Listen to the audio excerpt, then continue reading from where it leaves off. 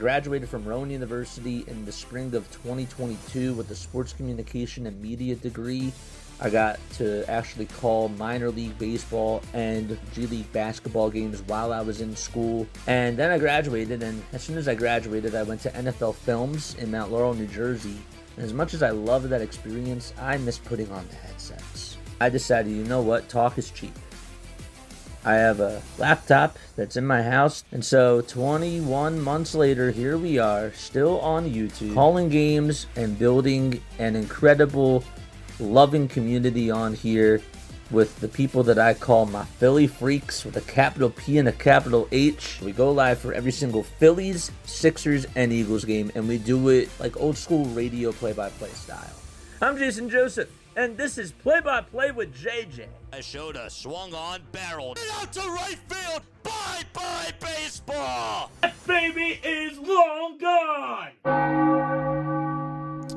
Good evening, everybody. Welcome on into another edition of Phillies Play-by-Play with JJ. My name is Jason Joseph. Hopefully, you're all doing well and having yourselves a very fantastic day. Sorry, I had to adjust the camera for a second.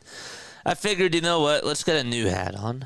Let's try to spice it up a little bit. This is not a new hat, but this is a hat that I usually don't wear. And maybe this will be the good luck that the Phillies could use tonight.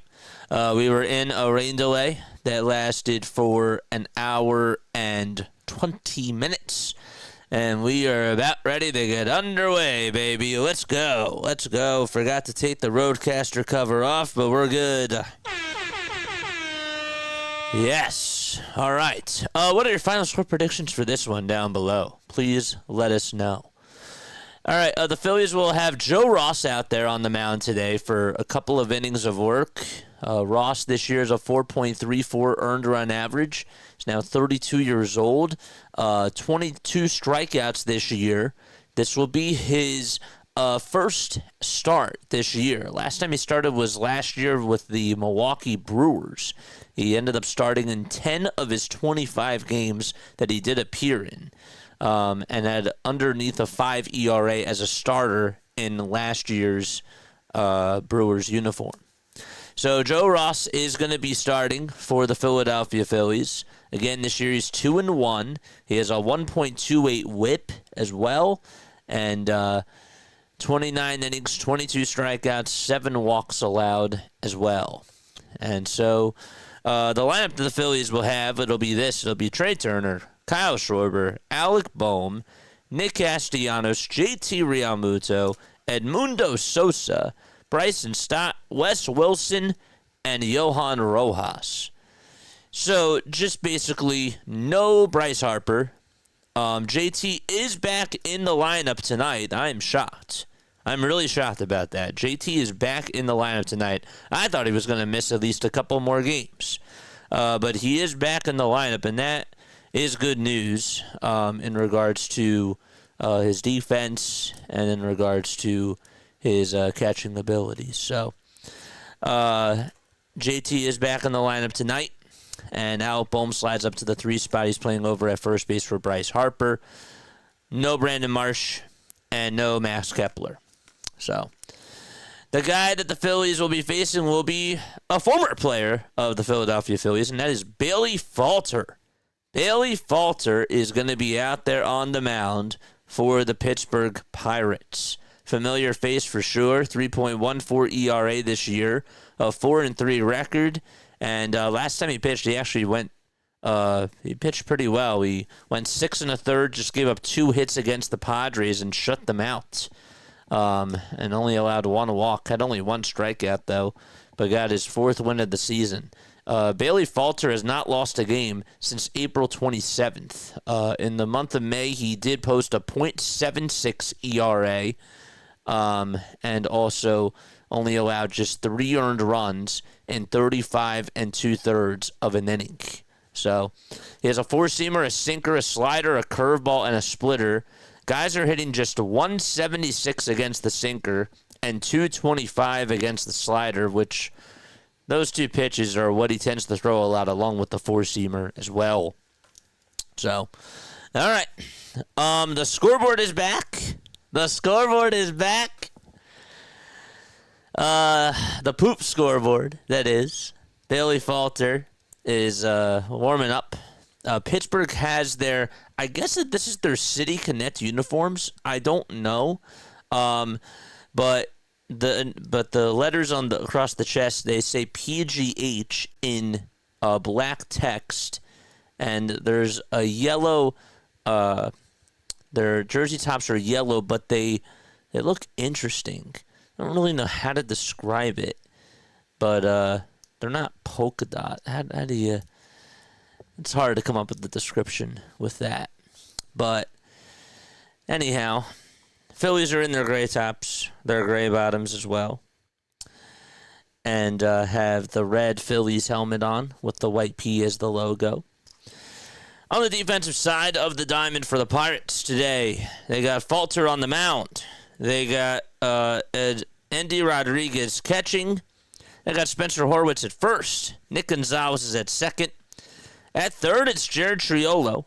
And Isaiah Kiner-Falefa is at short. In the outfield, Alexander Canario is out in left.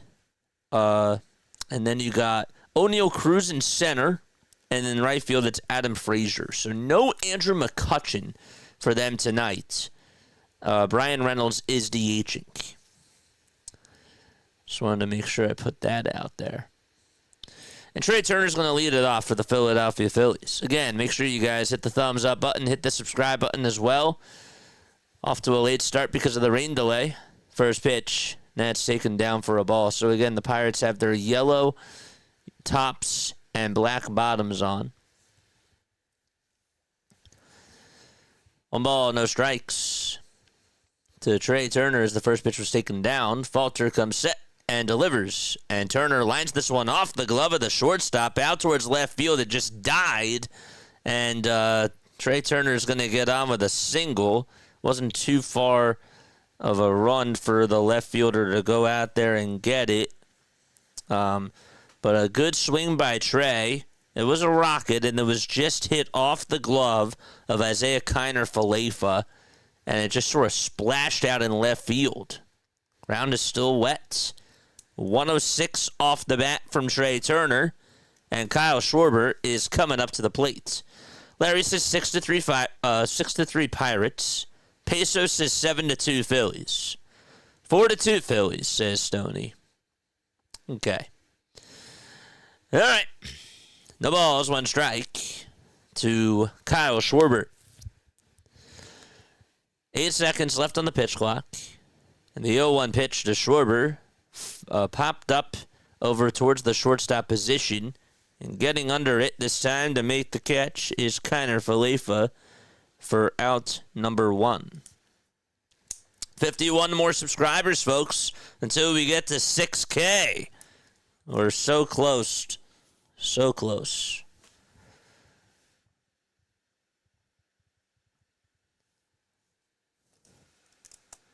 Why is New York fan a mod? I don't know who New York fan is.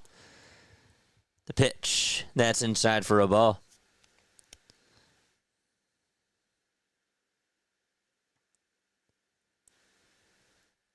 You're a mod on John's channel. That's Stoney. Yeah, that's my guy. 1 ball, no strikes. Falter gets set at the letters. Looks back at first. And fires. And the pitch is down for ball 2.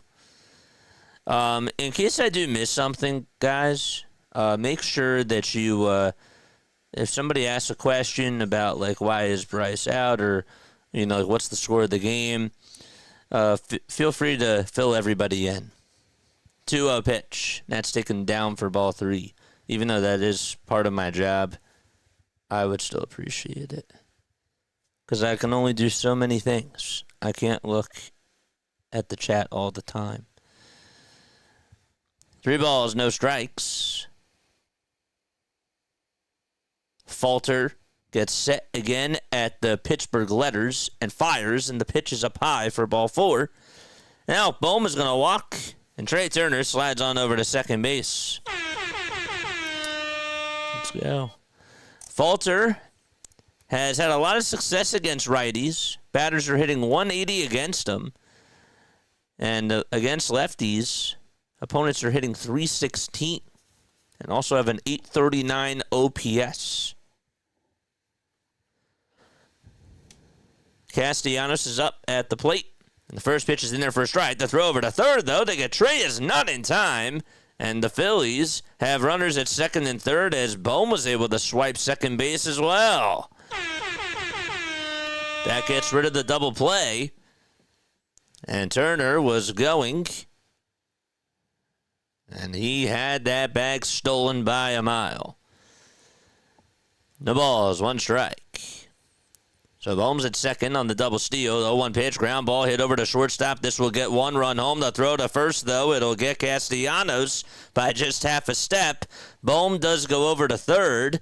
And so Trey Turner scores. It's 1-0 Phils. Did I say Bohm will come home?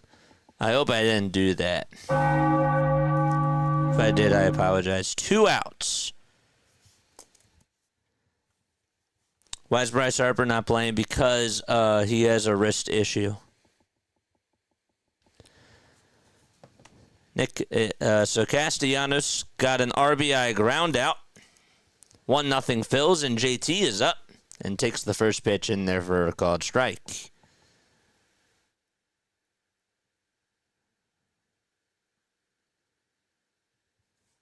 No balls, one strike. Don't forget to like and subscribe. 51 more till we get to 6K. 0-1, swing and a miss. Feel free to call on in after the game is done. We haven't really had a lot of callers. But you're more than welcome to come on here and talk to me. I love getting to talk to you guys. I really do. Love hearing your thoughts. The ball's 2 strikes. And the pitch. This one's popped up over towards shallow right center field.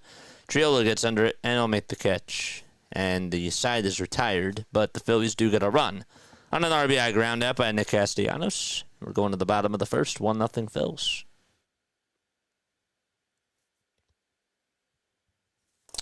All right, Pirates lineup. Arg. O'Neal Cruz will be batting in the leadoff spot. Then it's going to be Nick Gonzalez batting second, playing at second.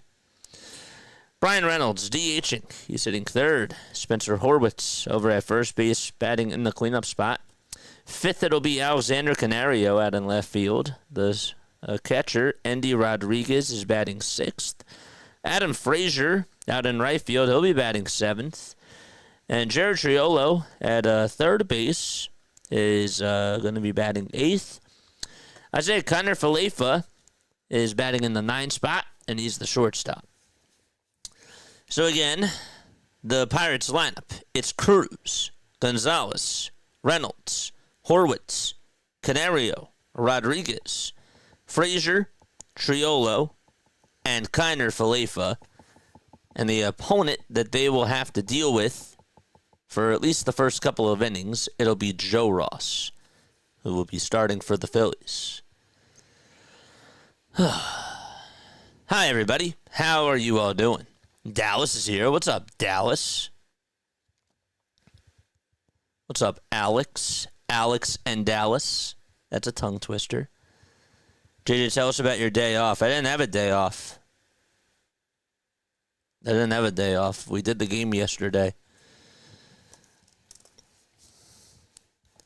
I took the night off for doing the NBA Finals game. But I went to bed. Shh, Bo's up. Bo is asleep. Baby Bo. Couldn't wrap him up in a bow, unfortunately. We wrapped ourselves up in bows. We did. All right, O'Neal Cruz is going to be coming up to the plate. He'll be hitting on the left side. Cruz, left-handed hitter. Throws righty, though. He's 26 years old, 6 feet 7 inches tall. And the pitch. There's a foul ball, and it goes out of play. Bo got a huge goal last night. Yeah. Was that the 2-run single? That was scored a 2-run single because of the misplay by Trey Turner? Or was that somebody else? The ball is 1 strike. And here's the windup in the pitch. It's taken low for a ball.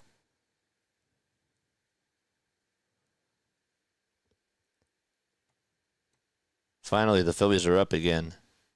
Well, should get you turn on those bell icons. That way you know when we're live. 1-1. That's taken down for ball 2. Cruz hitting just .230. He has 12 homers and 28 RBI. Also 35 runs scored as well. 2-1 pitch. Fouled away. Cruz in the month of June is just 3 for 13. However, he is 3 for his last 7 with 2 RBI coming in the last game. Those were the only 2 RBI that the Pirates had in what was an 8-2 loss against the Astros. Here's the 2-2 pitch. It's up high and outside for ball 3.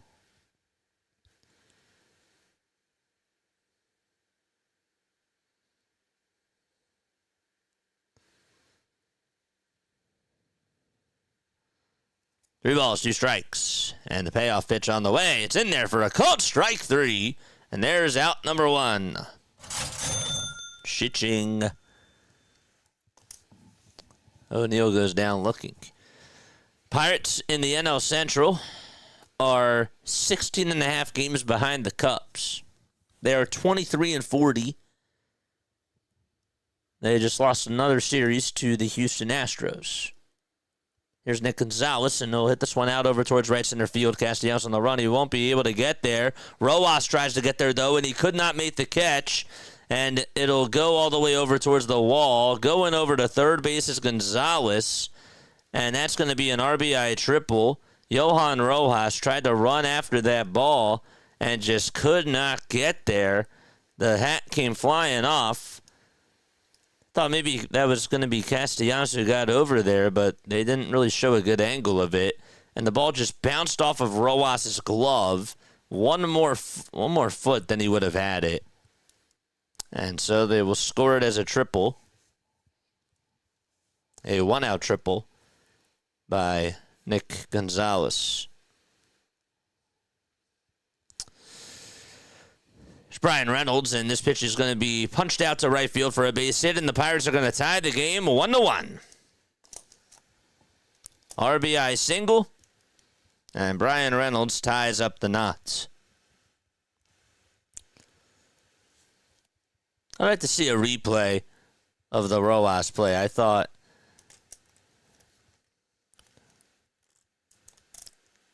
it was a little bit awkward.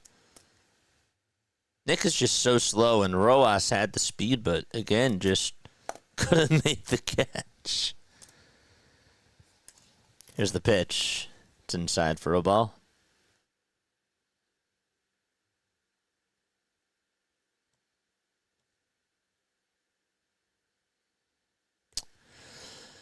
One ball, no strikes.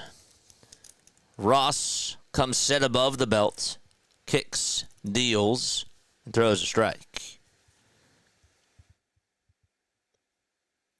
Just got a word that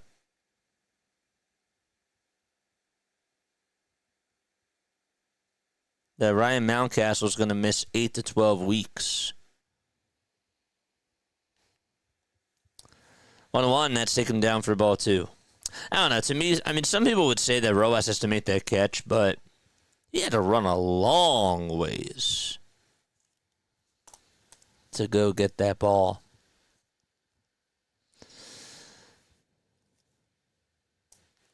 Two balls, 1 strike, and the pitch to Horowitz is going to be flied out over towards straightaway center field. Rojas does go back over towards the track, and it will make the catch. There's out number 2.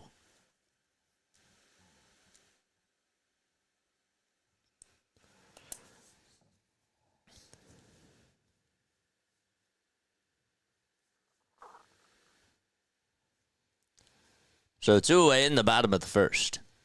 It's 1-1. And Canario is up.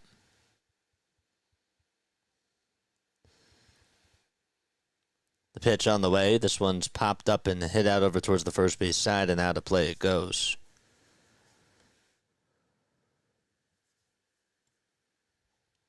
Also heard that Corbin Burns is also going to be getting TJ, Tommy John surgery. That's a big loss for Diamondbacks, speaking of former Orioles.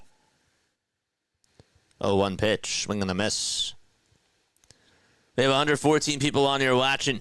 Don't forget to like and hit that subscribe button as well, folks. 0-2 is the count. 2 away in the bottom of the first. And time called. Me and JJ ticked off PAS one night. He firmly admonished us. It happens. 0-2 pitch on the way. Swing and a miss. And we are going to the top of the second inning. So, an RBI single from Brian Reynolds. And we are going to the top of the second. 1-1 is the score. All right, 118 people rocking with us. Okay, so we should probably take this down. We should take this down, this message. Let's just take down. Yeah, let's take that down. Can we hit 200 likes? I'm going to say, did you hit the like button?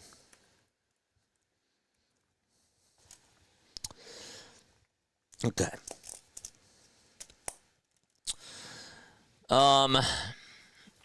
Here's my question to you guys.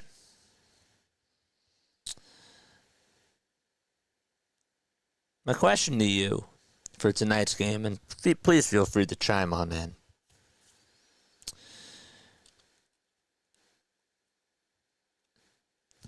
If you were to address one of the Phillies' issues in the field, we're talking about in the field, out of all the options I'm going to give you, which one would it be? Left field, center field, third base, or shortstop? Rank them in order of need. So one would be left field, one would be like what you think that the biggest position of need would have to be.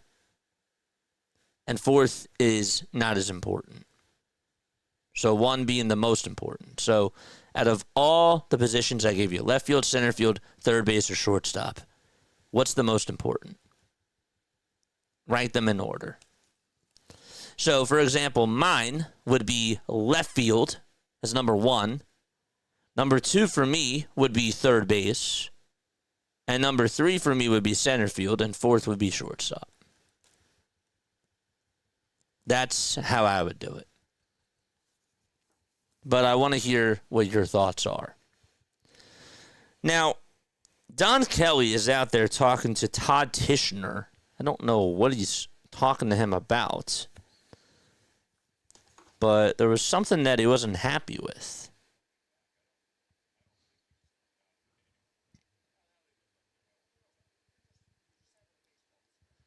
I don't know if he thought that he was thrown out or what is going on, but he's going back to the dugout now. All right, Larry says 1 center field, 2 shortstop, 3 left field, 4 would be catcher. Okay. Jack says left field, center field, shortstop, third base. Okay. So third base to you is not the biggest need. Okay. Left, center, short, third. So we're going the 2 outfield positions first as to what the biggest needs are for position. Shortstop. Now, Mark says shortstop, number 1. Center field, number 2. Third base, number 3. And left field, number 4. So, that's interesting. First pitch is taken down for a ball to Edmundo Sosa. And here's the 1-0 pitch. This one's fouled off. So you think that Trey Turner is the worst defensive player on the team, and you think that the Phillies have to fill in that hole rather than the 2 outfield positions. That's interesting. 1-1 pitch to Sosa. This one's flied out over towards left field. Canario's there, and he will make the catch for out number 1. Shortstop, center field, third base, and left field.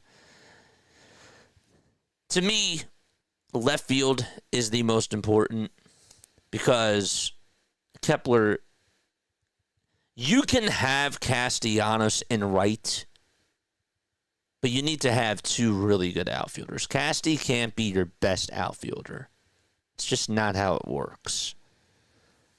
It's not how it works. The pitch, and that's taken for a strike. 0-1.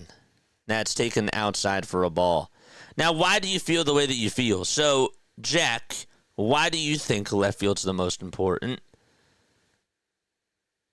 Hardcore, why do you think left's the most important? Big Mo DB says left field, center field, third base, and shortstop. 1-1. This one's fouled away. If you improve one outfield spot, then the other outfield spot is less of an issue.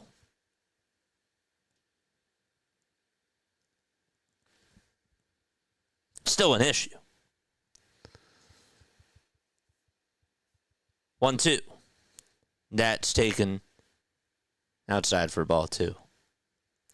Dave says, I'm going to go shortstop and center field is my 2.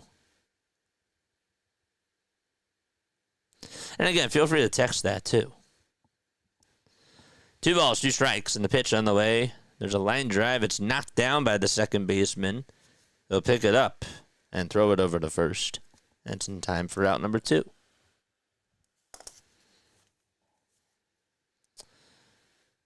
So why do you guys think left field's the most important out of all the 4 positions? Larry says center.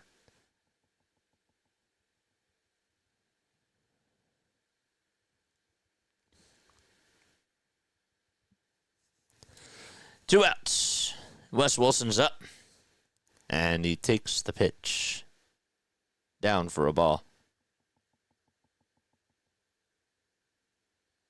Offense is terrible from the outfield. Kepler's not an everyday major leaguer. I didn't say he was. 1-0 pitch. That's taken for a strike.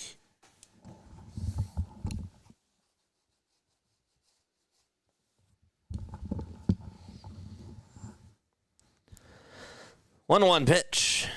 That's taken down and in for ball 2.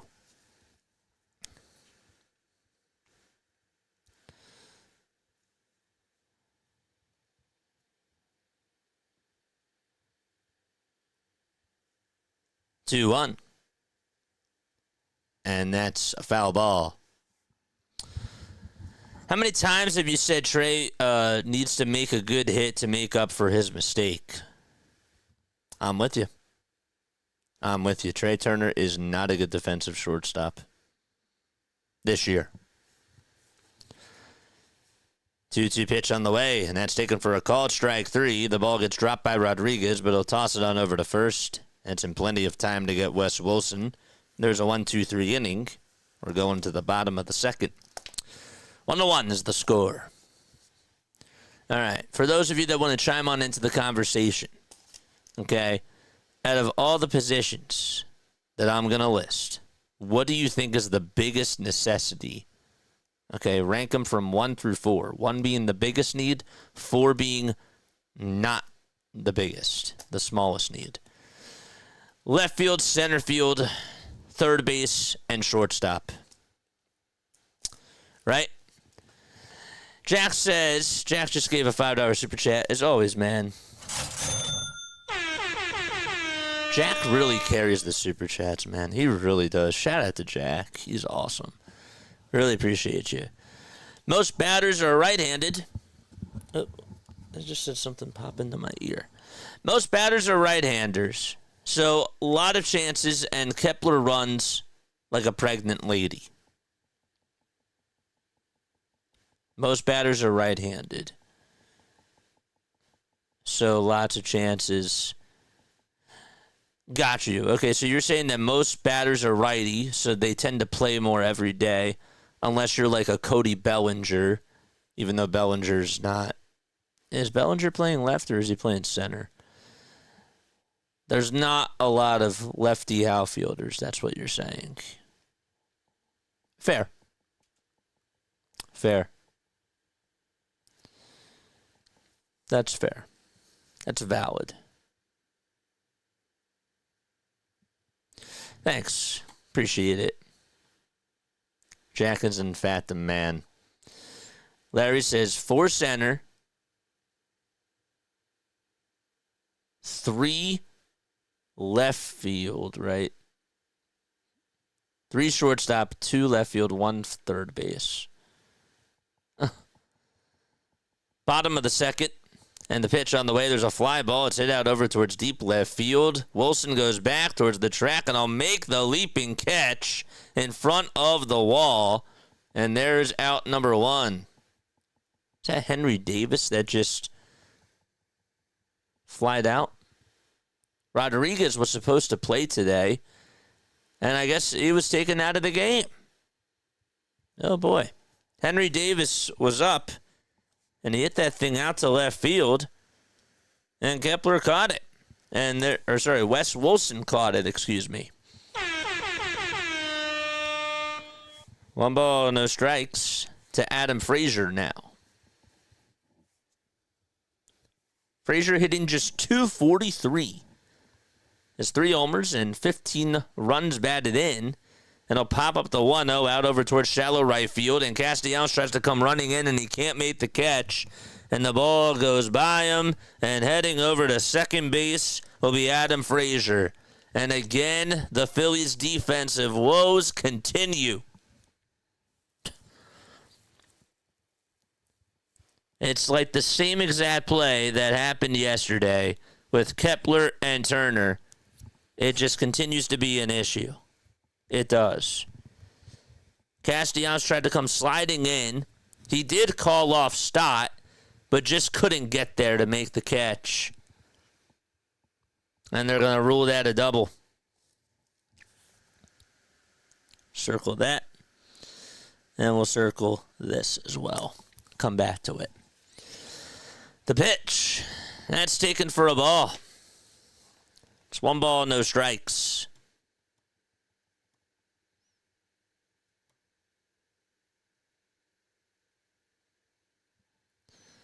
One ball, no strikes.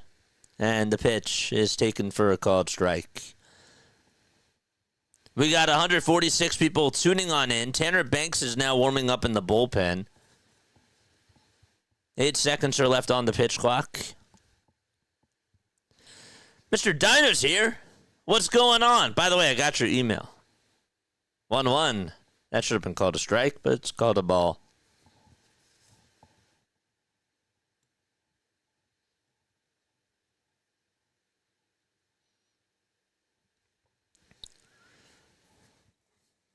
Two balls, 1 strike. And here's the pitch. It's taken for strike 2.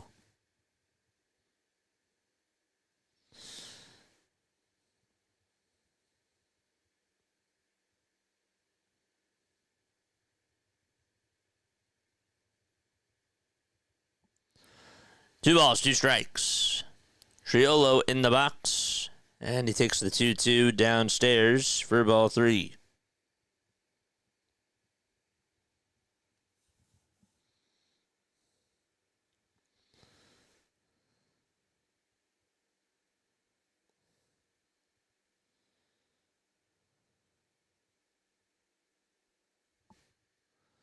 3-2 on the way, and that's low and outside for ball 4. And that's going to put runners on at first and second base.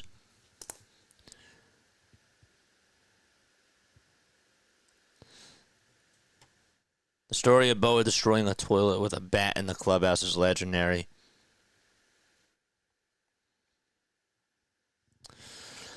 Oh, boy. Here's Isaiah Kiner-Falefa hitting .303 this year with a homer and 14 RBI. Caleb Cotham is going to go have a talk with Joe Ross. And the rest of the infielders are going to come on in. Phillies money line, by the way, now is at plus 105. The Pirates, they're at minus 105.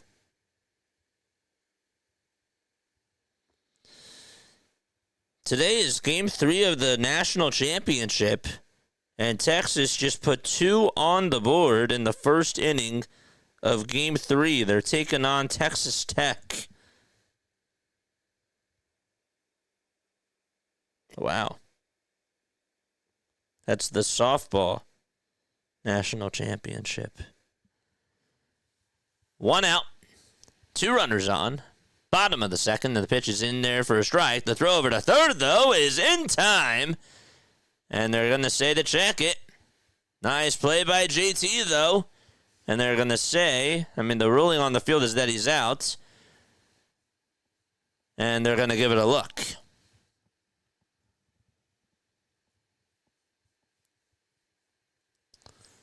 See again. That was a good throw. Sosa just couldn't get the swipe down on the hand. And I think Frazier has a case. The throw certainly beat him.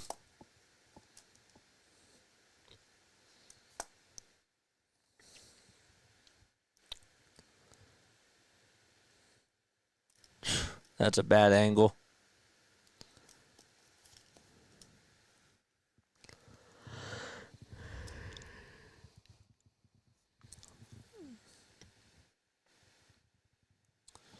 He tagged him right on the chest.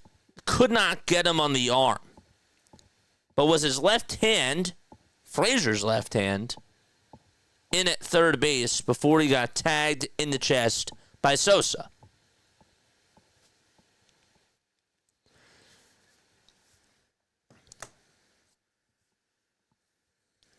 Third base umpire James Jean and Scott Berry. Second base umpire, the ones that are looking at it.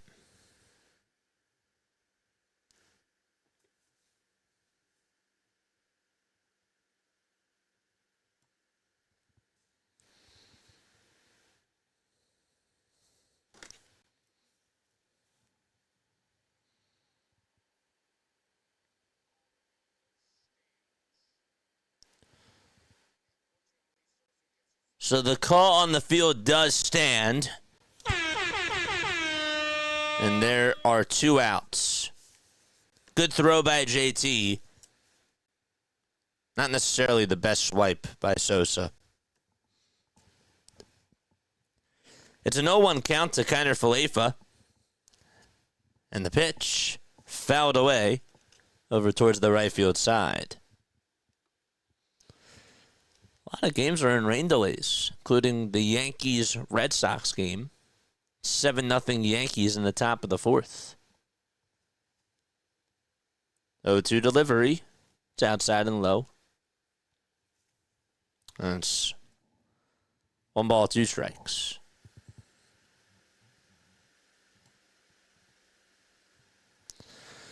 $51 more subs, baby. Let's go. 1 ball, 2 strikes to Isaiah Kiner-Falefa. He's batting .303 on the season. And I'll call for time.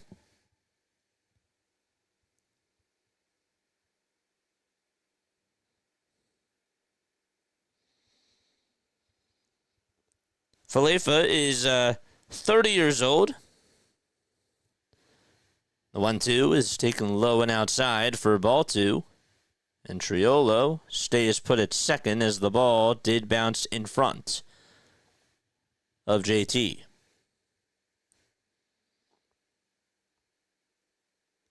Phillies has been around since 2018.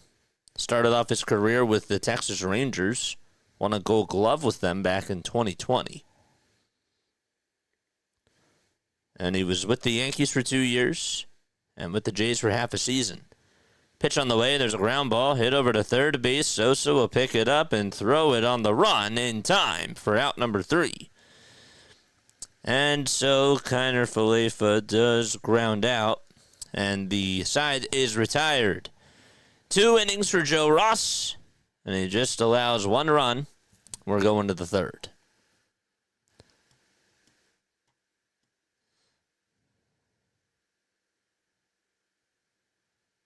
There we go. What else is going on? What else is up? How's everybody doing tonight? Where are you guys tapping on in from? Let us know down below. Where's everybody tuning on in from? All right?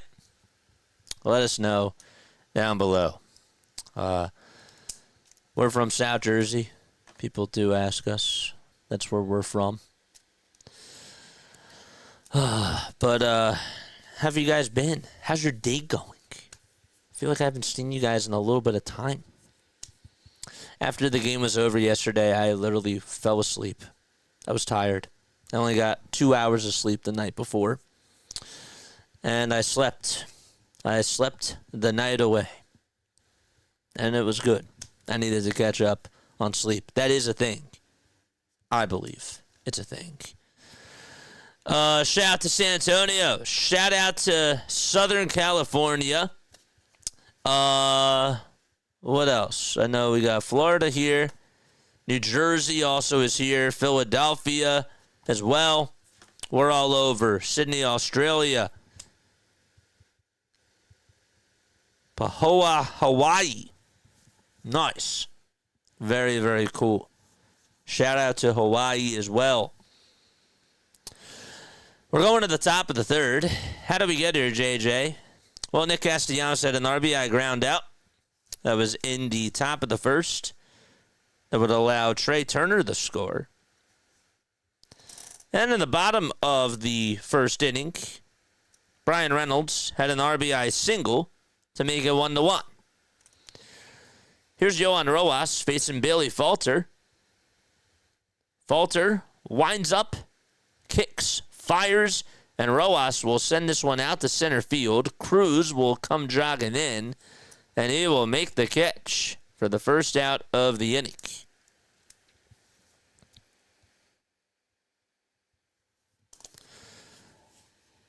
I'd like to know what that pitch was right there. William says, I'm tuning on in from Tennessee. Let's go. Mods, how we doing on the likes? Here's Trey Turner. And he'll take a pitch upstairs for ball 1. Got 44 votes on today's poll. 1-0 pitch on the way. Foul ball. For those of you that did stay on for that rant yesterday, how did you feel about that? Do you think that that was cathartic? 1-1. That's taken down for ball 2. I really do want to get more people on. You know? So if you guys want to call on it, please feel free to do so. I screwed up yesterday and I had my phone on silent, but I called the one person back. Pitch on the way. There's a fly ball. It's hit out over towards right field. That's going to hit off the top of the wall. The throw's going to be made over to second, and it's not in time. If that was a couple more inches towards the left, that would have been a home run. But Trey Turner does get a 1-out double, and he's over at second base. That fastball was right down the middle, and Turner went the opposite way. It hit right off of the Clement sign out in right field, above that small right field fence. Here's Kyle Schwarber, and he'll take outside. It's a slider for ball 1. Mark says a little over the top, but I understood. You think that was over the top? That was frustrating, man. Pitch on the way, there's a ground ball. It's hit over towards second base, and the throw over to first is in time. And Turner's going to go over to third.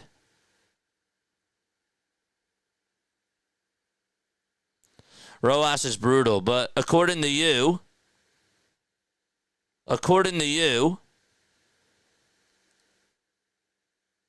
it's not the biggest of need.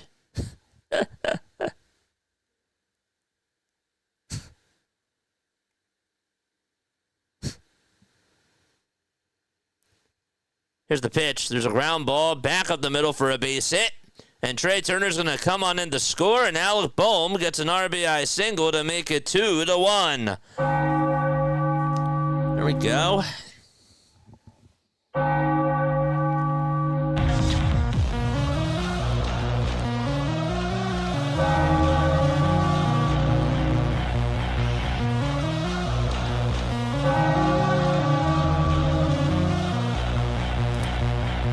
Attaboy, Alec. 2 outs in the pitch to Castellanos. That's a foul ball. Sit right back behind the plate.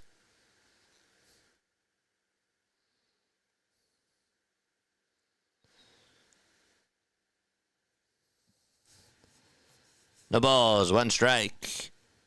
5 seconds left on the pitch clock. That's inside for a ball. Not in the field. Well,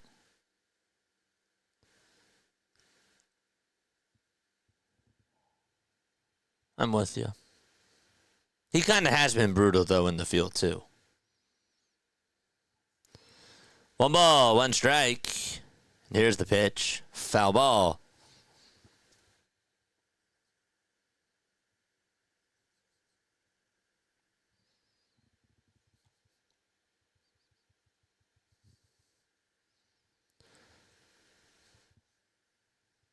Here's the 1-2 to Castellanos. This one's fouled away.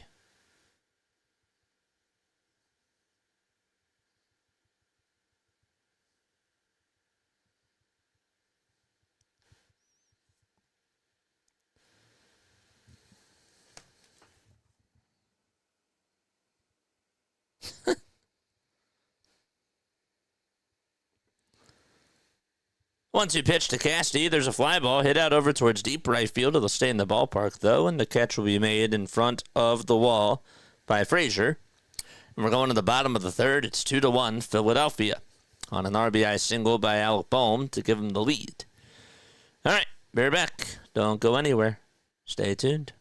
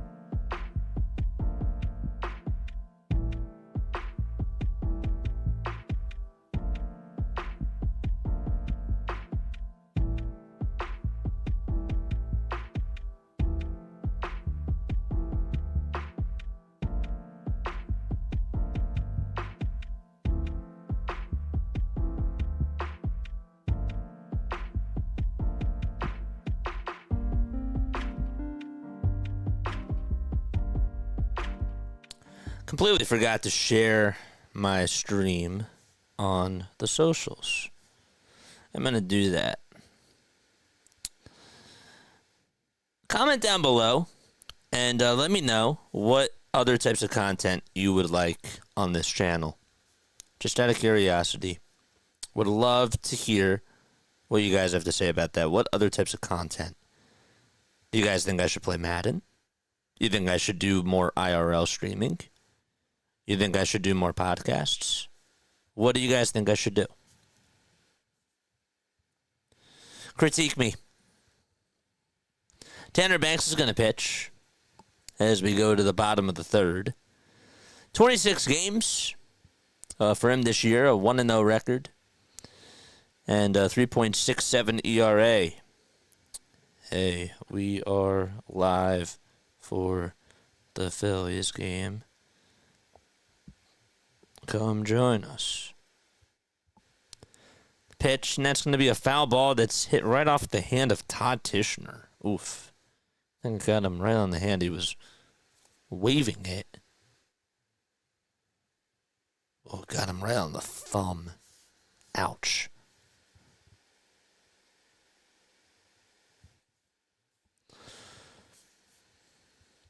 The trainer is out there to check up on Todd. He says, I'm okay.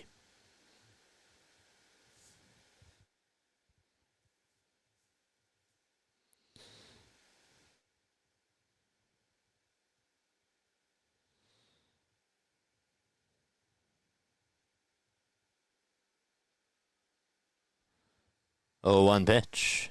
That's high for a ball. Gotta tell you, PNC looks absolutely awesome.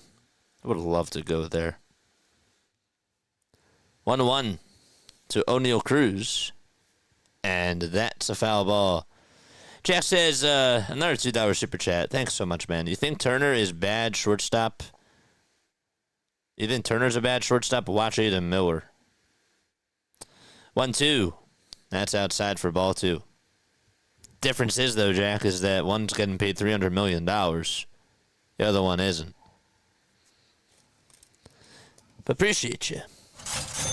2-2. There's a ground ball hit over to short. Turner has it, throws it on the run over to first. And it's in time for out number one.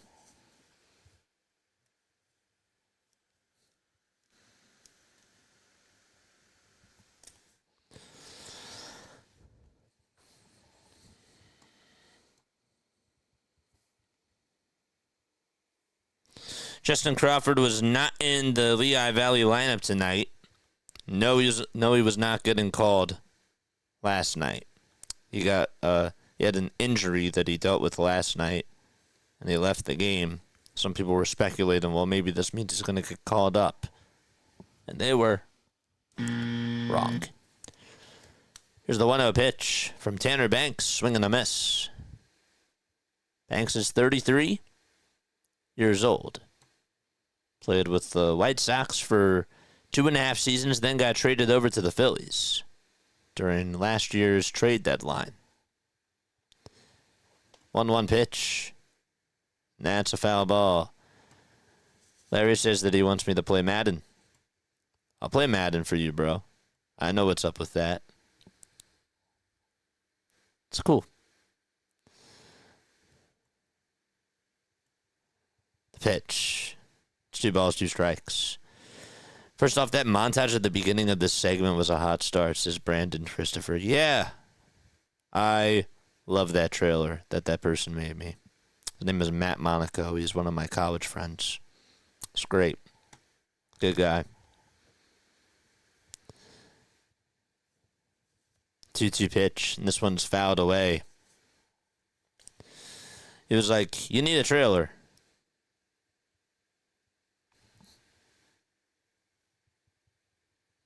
And I was like, you know what? I could use one. And he was like, I'll do it for you. And I was like, wait, really? He's the man. 2 balls, 2 strikes. 1 out, bottom of the third. I think that the next thing that we're going to invest in is a capture card. Because I do think that we are going to do some more Madden stuff. Or maybe play MLB The Show. Maybe we'll make a separate channel for that. I don't know.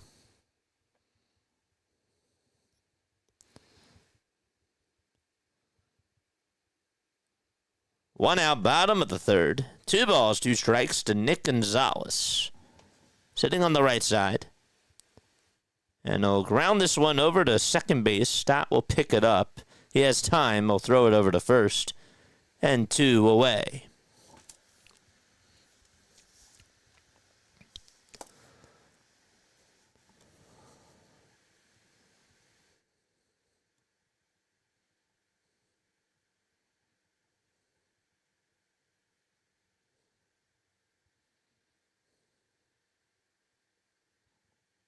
Turner has a bad glove and he has a worse arm. Oh, so you're saying that he's not a good defensive shortstop. Speaking of not good, there's a fly ball hit out over to left field, and that one is gone. As Brian Reynolds hammers a home run and delivers his second RBI of the day. And the fireworks go off. It's a 2-2 game as Reynolds homers on the right side.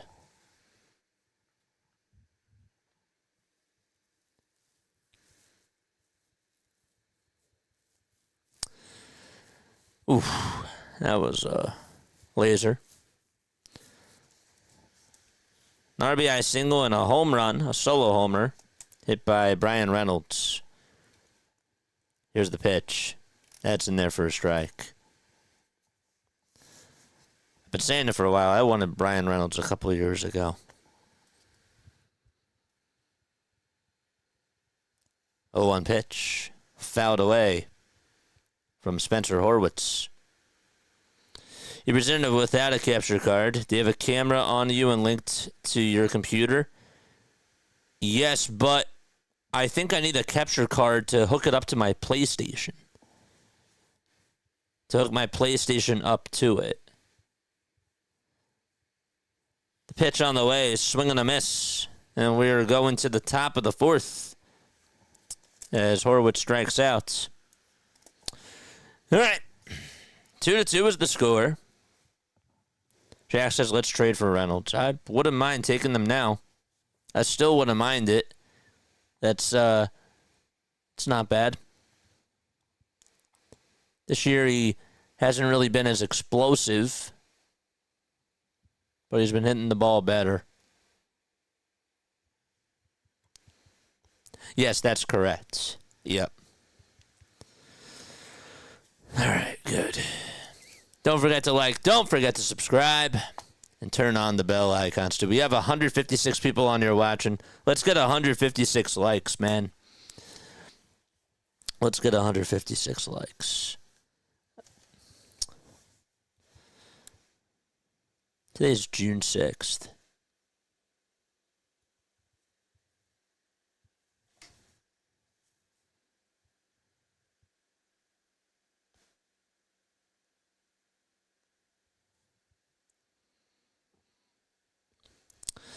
Yeah, I didn't really know this.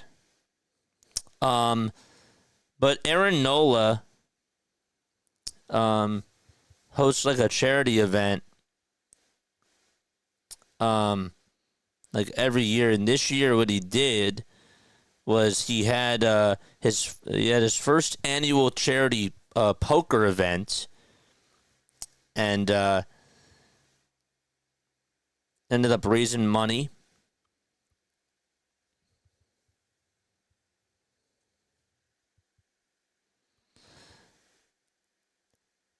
And they had like a lot of players, that were there. He ended up raising $225K at this event. And where is this? There's an error, it said. I was trying to figure out what the cause was for.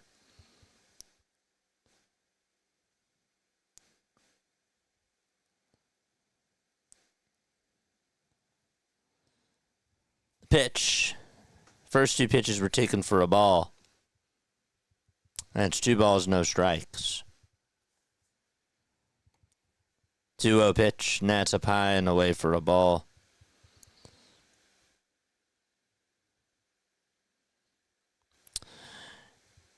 Every entry that was fired was to help support Team Red, White, and Blue, which is an organization dedicated to helping veterans maintaining physical and mental wellness. And they had different speakers at the event, and ended up being like a really cool night. I didn't know about it, and I just think that sometimes, we talk about these players on the field. We don't really talk about what they do off the field. 3-1. There's a line drive hit out over towards left center field. That's going to split the gap, go all the way over towards the wall. JT is going to go over to second base. The throw is cut off. And a leadoff double by Real Muto against Falter. So JT gets aboard. And Edmundo Sosa is going to come on up to the plate.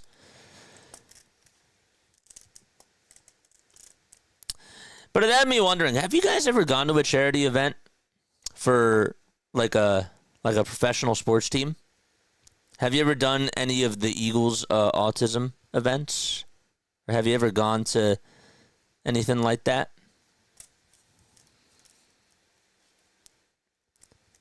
The pitch, and that's taken up high for a ball.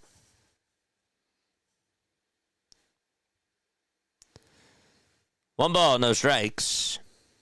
The pitch on the way, and that's taken up high for ball two. I was really fortunate. A couple of years ago, I went to this thing called a sneaker ball. It was hosted by Eagles safety.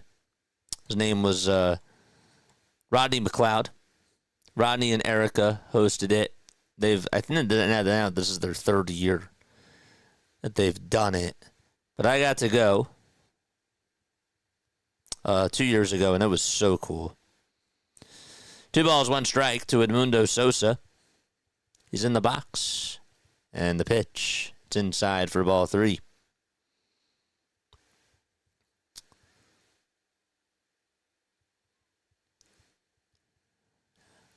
They raised a lot of money for that event. 3 balls, 1 strike. And the pitch on the way, and that's taken down for ball 4. And Sosa gets on with a walk. Saw Brian Westbrook there. B-Doc was there. Hertz was there, of course. Mailata.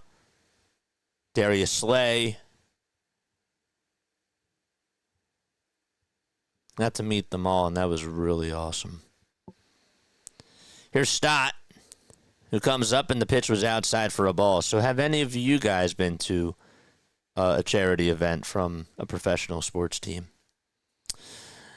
Lori says, went to the Flyers Wives Fight for Lives Carnivals back in the 80s. How was that? What do you remember about that? You have runners on at first and second. We're in the top of the 4th. JT's at second. And over at first base, it's Sosa. Still nobody out. 1-0 to Bryson Stott, hitting in the 7 spot tonight. And the 1-0 pitch on the way.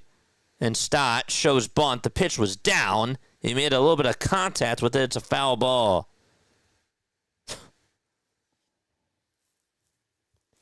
Lori says, I got to meet players and get pics with them.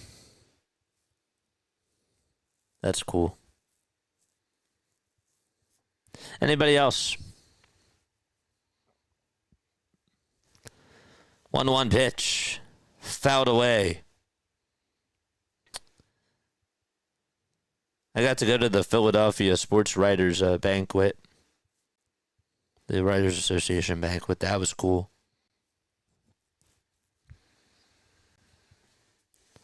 That wasn't a charity event, but I was just thinking about sports events too.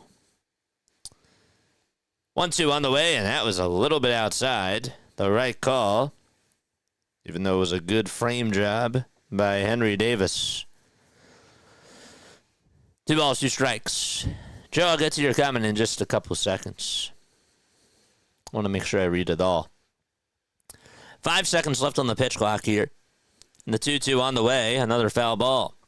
Joe says, well, I guess it was a charity event when the World Series Marlins went down to the Casa Marina, I hope I said that correctly, in Key West. Got free food, got autographs, and they have charity games for pictures and chat. That's cool. That's really awesome. 2-2 pitch on the way. Foul ball. And it'll find the seats.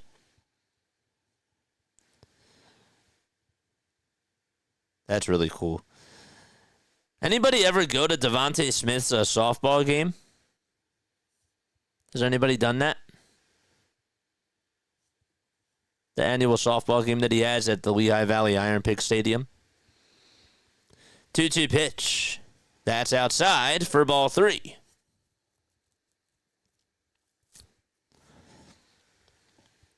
We went, I think it was 2 years ago.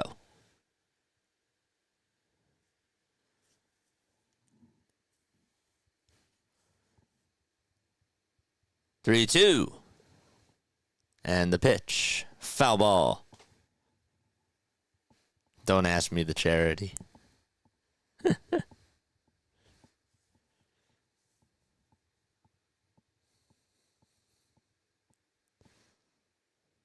Correct, John. 3 balls, 2 strikes, and the payoff pitch to Stott, and that's fouled right off the mask of Todd Tishner. Man, he got hit on the thumb, and now gets hit on the mask. We're only in the 4th inning. Don't take out the umpire. Hey, JJ. Hey, everyone, says Doug in 333 step.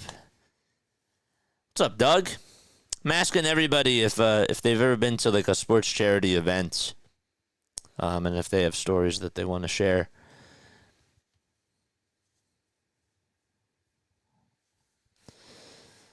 Three balls, 2 strikes, and the payoff pitch on the way. There's a line drive, base hit out to right field. JT's going to round third, and they'll pump the brakes as the throw from Frazier's cut off on the mound by Falter. Phillies at bases loaded with nobody out. And they're still tied 2-2.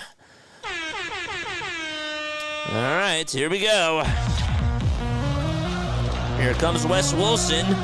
JT's at third, Sosa's at second, and Stott's at first.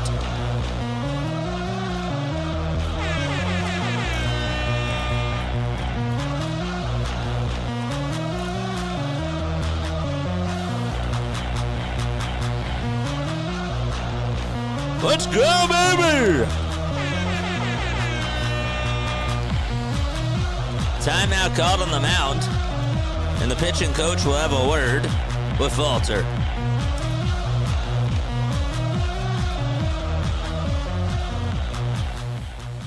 "20 pitches in this inning alone for Bailey Falter."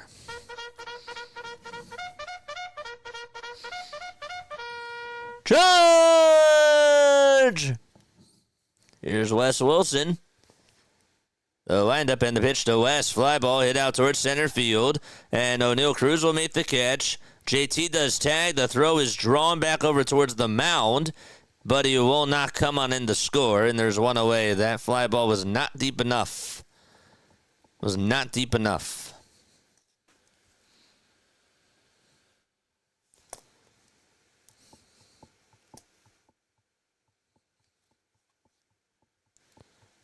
That was correct for him not to go. Took a weird bounce, though, off the mound.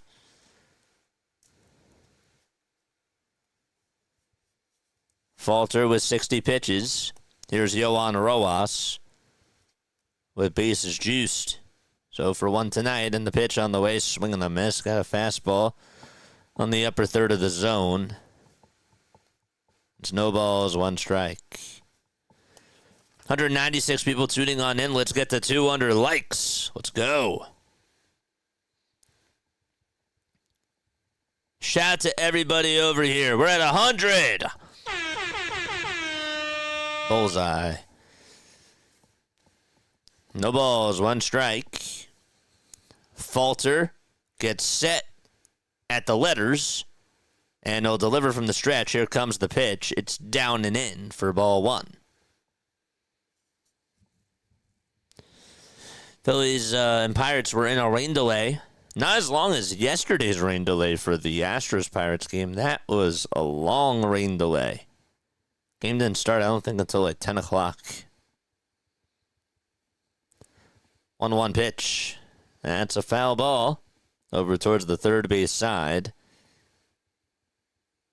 The count's now 1-2. We do Phillies baseball, Sixers basketball, and Eagles football as well. Chase Shugart is warming up in the pen for Pittsburgh. 1 ball, 2 strikes to Yohan Rojas. And the 1-2 on the way fouled right off of the ankle of Johan. Got it right off of his left ankle. Still is in the batter's box. The Oilers and Panthers, what a score. It's 3-2 with 25 seconds left in the first period. Wow. There's the 1-2 on the way. Swing and a miss on a fastball right down Broad Street. And Rojas could not catch up to it. And Trey Turner's up.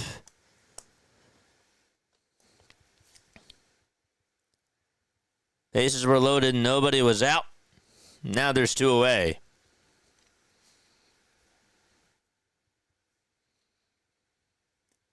And it looks like Don Kelly's going to go out there, and he will take Bailey Falter out.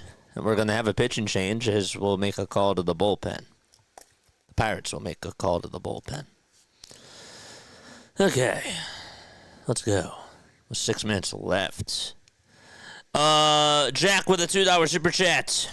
Oh my gosh, I missed it. Put Nola in the bullpen and make him beg for a trade, says Jack. Jack, thanks so much again for your contributions. Jack, once we get our point systems up, I'm telling you, once we get them, because other creators have been getting them and I haven't yet for some reason. But once we get the point systems up, you're going to be, like, ahead of a lot of people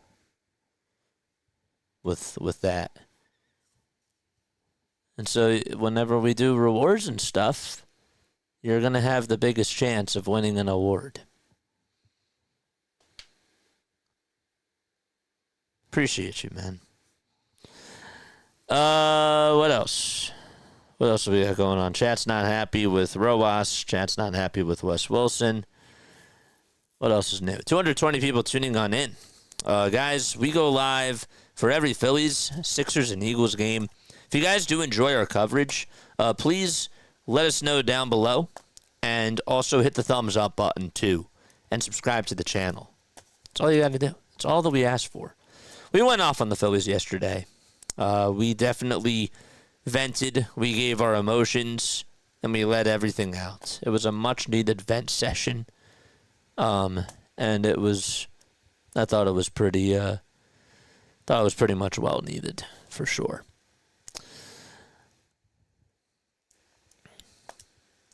Bases are loaded, 2 outs, top of the 4th. Bailey Falter just came out of the game. He just threw the glove right at the back of the clubhouse bench. Not so happy with himself.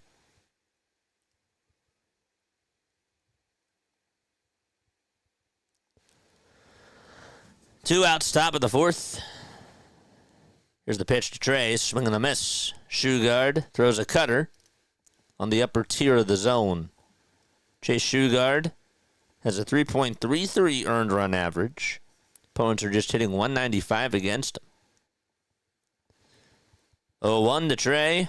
Foul ball as it'll go into the seats.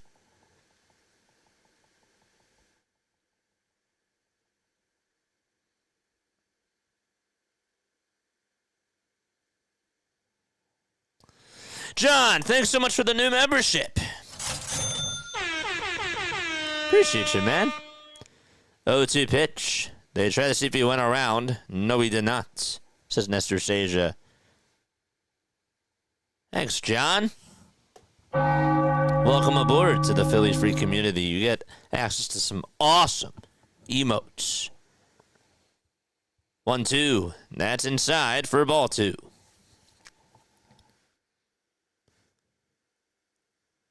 We're going to need to vent some more after this inning. Well, you guys can vent. I ain't losing my cool like I did yesterday. 2-2 to Trey. Ground ball, base hit, back up the middle. This will bring home a couple of runs, and Trey Turner comes through and gives the Phillies a 2-run lead. 4-2, Philadelphia.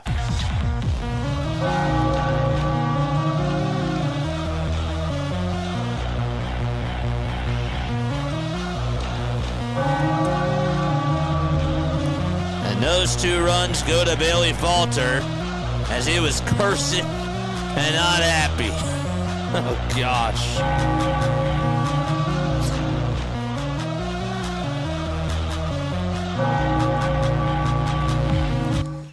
One ball, no strikes as the first pitch was high to Kyle Schwarber. He just cursed some more.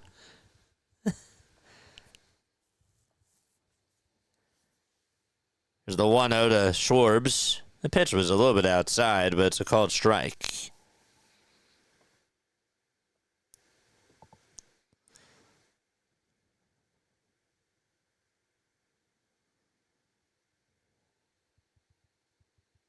One ball, 1 strike. And the pitch. That's outside for ball 2. Turner has... He doesn't have all 4. No, Castellanos had an RBI ground out.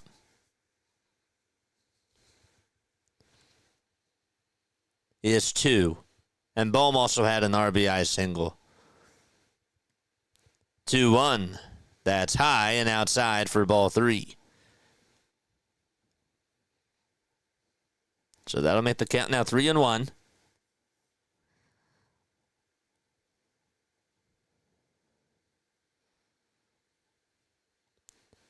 The 3-1 pitch to Schwarber. Swing and a miss on a pitch that was in the dirt. And that's going to make the count full. Ever said, oh, I forgot about that. Got to take away the mod status, Larry. Just got to take it away. 3-2 on the way to Schwarber. Swing and a miss. Went with another sweeper that was in the dirt. And we are going to the bottom of the 4th inning. Phillies do lead it, though, 4-2, thanks to Trey Turner's 2-run single with 2 outs.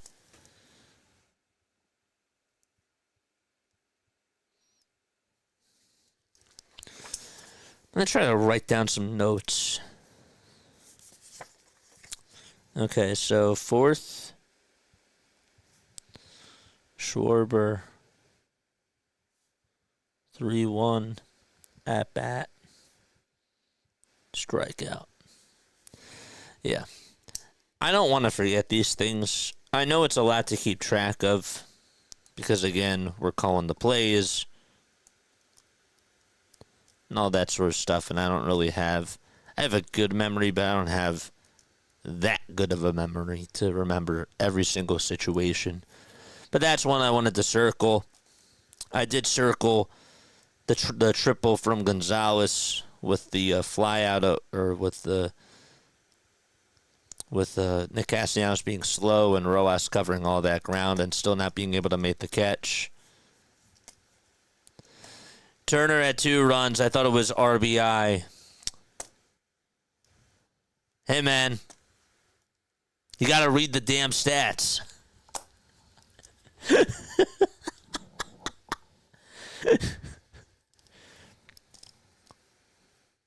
You know what you just did? You just did what Nick Castellanos just did in that 2nd inning. And just drop a fly ball on a sliding catch.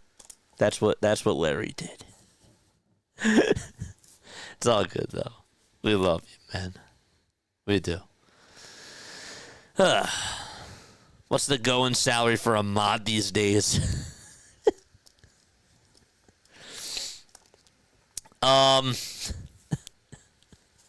That's a good comeback. That was a good comeback. I can't lie. I can't lie. That was a good one. Seth Johnson was also optioned to Lehigh Valley on Thursday. I forgot to mention this, and they just brought back up Alan Rangel. Rangel, who has a 4-0 record, a 5.02 ERA, 64 strikeouts, and 22 walks allowed. Down in AAA, 1-0 pitch. That's going to be for a called ball. $1 in the swear prize jar. Shante, what's up, Shante? How are you? 2-0. That's inside for ball 3. To Alexander Canario. Ryan says that he'll do it for free. Ryan, you're the man. Ryan, you've been on here for a while. I trust you. 3-0. That's taken down for ball 4. And so there's a leadoff walk to start off the bottom of the 4th.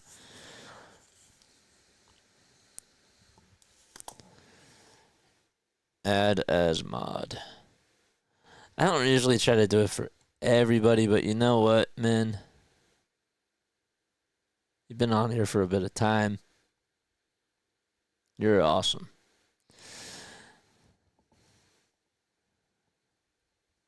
The pitch. That's taken down for a ball. Anthony says, jumped on late, but your rant yesterday was legendary. Thank you, dude. I thought that was much needed, especially because, again, I don't lose my cool during the game. It's just not like me, and I'm not going to let that happen again. I've done, 360 streams, and I haven't lost my cool with doing the Phillies games during the game. And so I thought, you know what? I lost my cool there, but we got to make this post-game show. We really have to talk about it. 1-1, that's taken in there for a called strike. Because, again, the radio stations aren't going to do this stuff. And the TV stations, they're not going to go. They're not going to go there.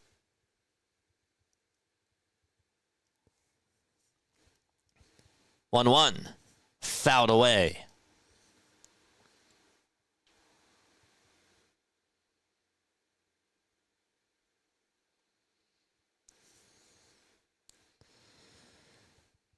One-two pitch. Here it is. It's inside for ball 2. 200 people on here watching. 51 more subs till we get to 6K, baby. 2 balls, 2 strikes. 5 seconds left on the pitch clock. And here's the pitch. It's down and in for ball 3.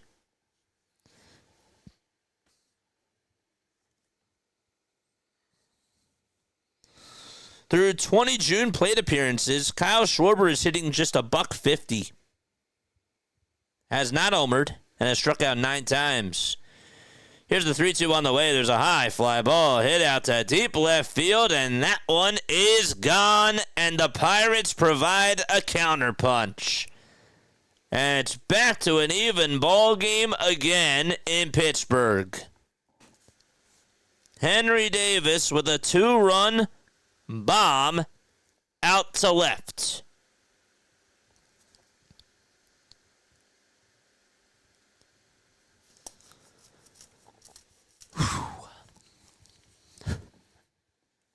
Think of the high launch angle to it. And you don't want to know where the pitch was. Down Broad Street.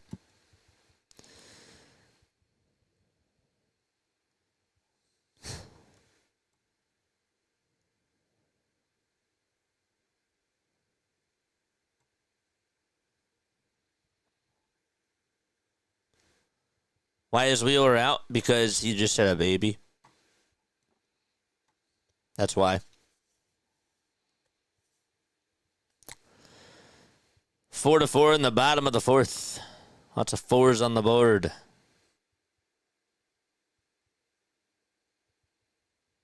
P4.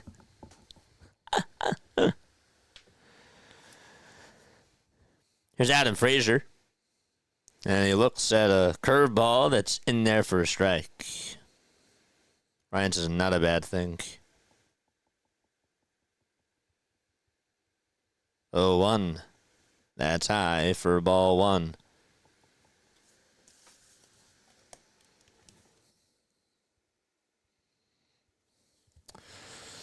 The 1-1 pitch. This one's grounded foul. Henry Davis just tied up the knot.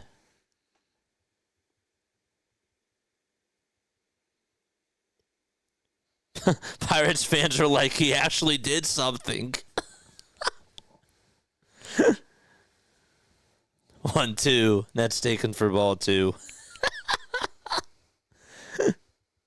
He actually did something. Look at them trashing him. This guy couldn't do anything, and yet he hits a 2-run homer. Wow. I'm shocked. 2-2. That's taken up high for ball 3. The payoff pitch to Frazier. This one's grounded foul. Man, Pirates fans have really been on them.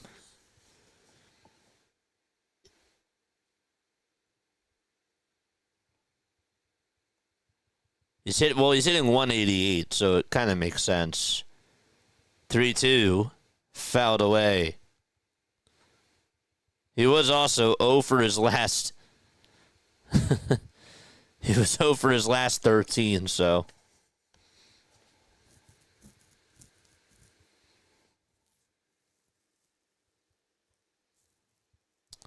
Three-two pitch, line drive, base hit out to right field, and Castellanos plays it on the ground, and Frazier gets on with a single.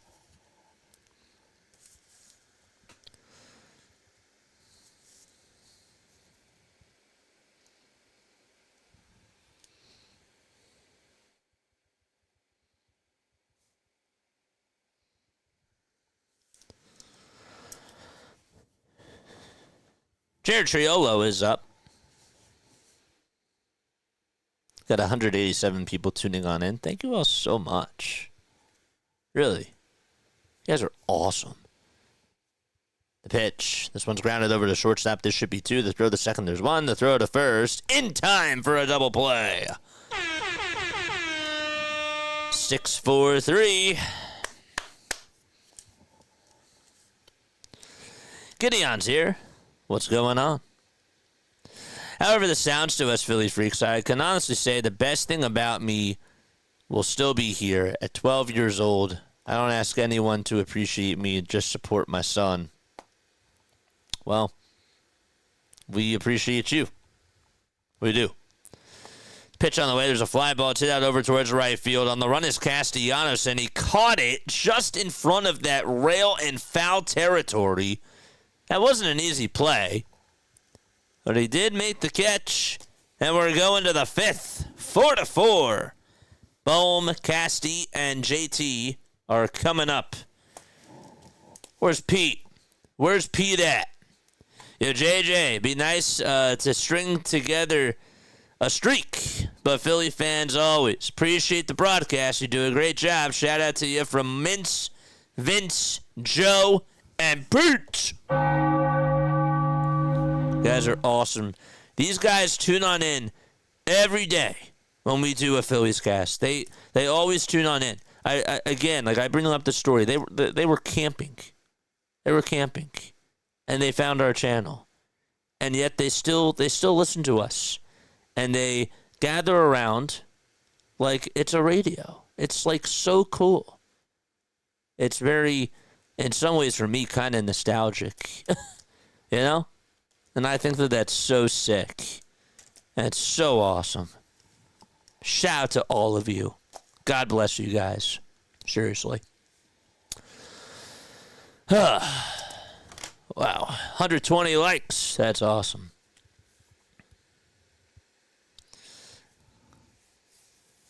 A box score is a mirror. It is. It's actually a mirror. It's a reflection as to how bad the Phillies are right now and how pitiful the Pirates are. Speaking of mirrors, anybody watch Black Mirror? It's a great show on Netflix. The new season is awesome. I love the new season. Thought we had all these starters. Why a bullpen game?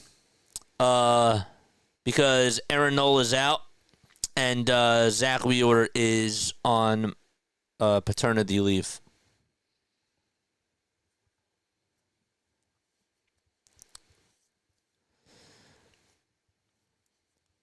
Here's Al Bohm. He fouls off the first pitch. The second pitch, a fastball goes whizzing on by him at 93, and he's late. No balls, 2 strikes. We're in the top of the 5th. Bohm has walked, singled. There's also stole a base.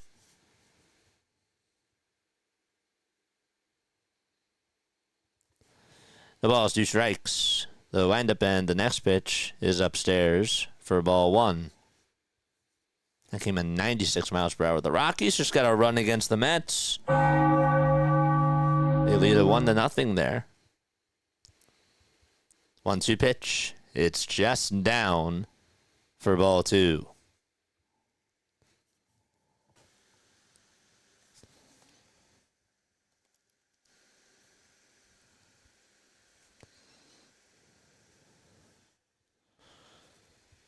Two balls, 2 strikes. The windup and the next pitch is low and away for ball 3. What? That's funny.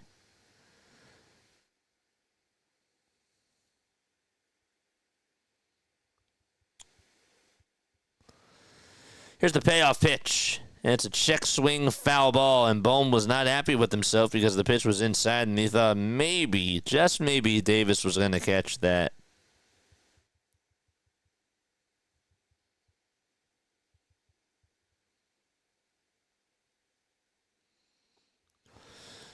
Three-two on the way, and there's a called strike 3 on the outside corner for out number 1, and Shugart will get his second strikeout of the evening.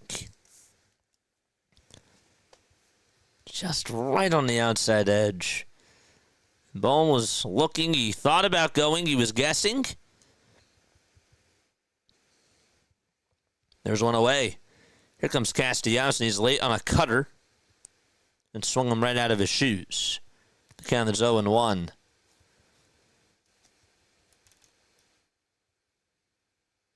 The ball's in 1 strike. And the next pitch is outside for ball 1.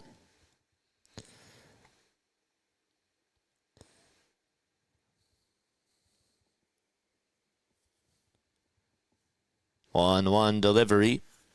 And there's another foul ball. Vigilant Trackers here. He says, hey, JJ, I try to connect with you and chat as much as my schedule will allow. I appreciate what you do here. Thanks, and go Phils. We love you, man. You're awesome. 1-2 pitch. That's outside and low for ball 2. Salute to you. Got to work on that. I actually have to learn how to do it properly. Here's the 2-2 pitch to Casty. Line drive down the left field line. It's a foul ball. Just barely. Jack with another $2 super chat. Dude, Jack, you're insane. Are you guys sure Dominique already delivered?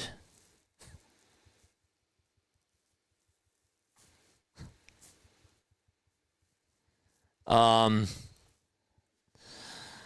don't know. I can't check right now.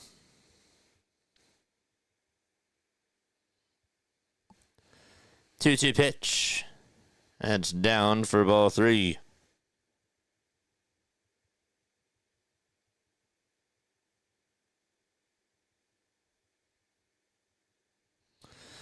Three-two on the way. Fly ball hit out over towards left field. That's going to go all the way over towards the wall. It also is going to bounce over towards the track. Castellanos will go on over to second base. He gets on with a double. Alexander Canario just could not get there on the run, and then it bounced on the track, and it went towards his right side. He sort of slid a little bit, but Castellanos gets on with a double. It's a 1-out double for Nick Castellanos, and JT's coming up to the plate. There we go. I typed in Wheeler, and then I realized that other things were going to come on up. Here's the pitch, and that is in there for a strike.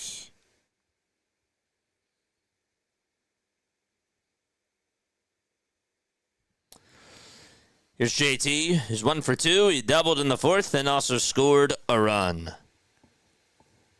And the pitch on the way is low and outside for a ball. It's 1-1 now.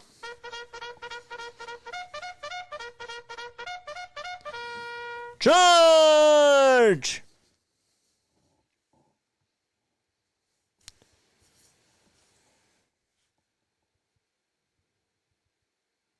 Chase Shugart comes set and delivers. And JT pops this one foul and out of play towards the first base side. Chase is 28 years old. He's from Bridge City, Texas. Hasn't allowed a run since May 22nd. That was against the Brewers.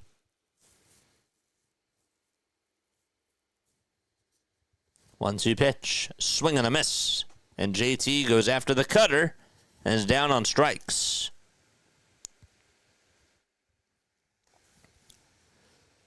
The timing is just off. When he throws that cutter, I mean, the batters are just... They're just not getting a hold of that. He's had a lot of swing and misses on that cutter. There's a 96-mile-per-hour heater that's upstairs. For ball 1 to Edmundo Sosa. Sosa did walk in the fourth, but he also popped out to left. And the pitch, 1 ball, 1 strike. As the pitch was fouled off. 8 seconds left on the pitch clock. And the 1-1 delivery is wide.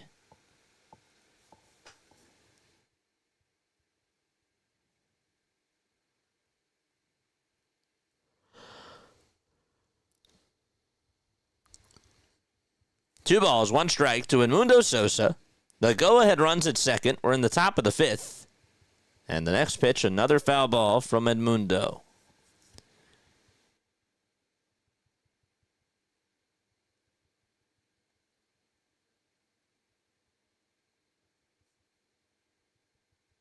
McCutcheon has the night off. He's 1 for his last 15. So he's not in the lineup tonight for the Pirates. Bryce Harper's not in the lineup for the Phillies tonight. Time called by Sosa.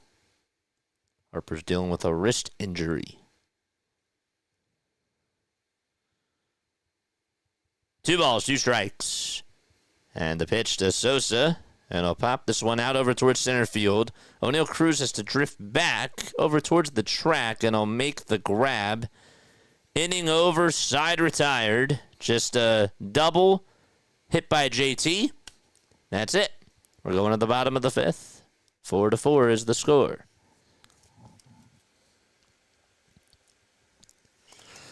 All right. Need some water.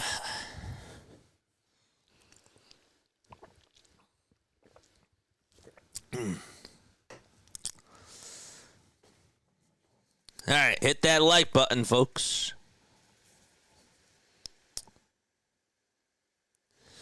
What's Keith Pompey?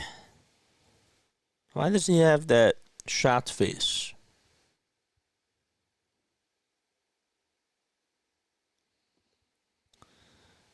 Game 1 of the NBA Finals draws lowest non-COVID year audience since 2007.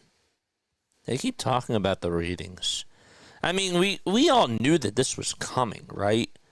When New York's not in it or you don't have a big market, it's just not going to attract as many people. That's just how it goes.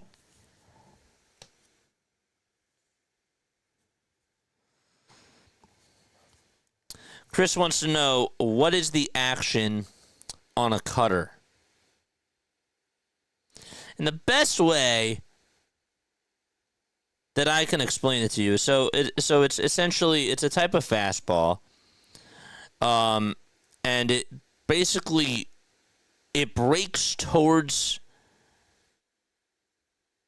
I want to say that, like, just to put it in the right terminology, it sort of has like a little dip to it over towards the pitcher's glove as it goes across home plate. So it's not a slider per se, but it drifts. Does that make sense? They characterize it according to AI on Google. It's characterized by a less pronounced topspin and a quicker break compared to just a typical four-seamer or a regular fastball.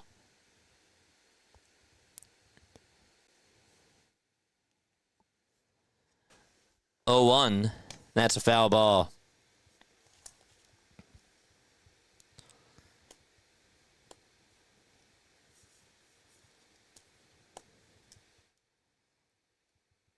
No balls, 2 strikes. And the pitch. It's down and away for a ball. Rangel is still pitching.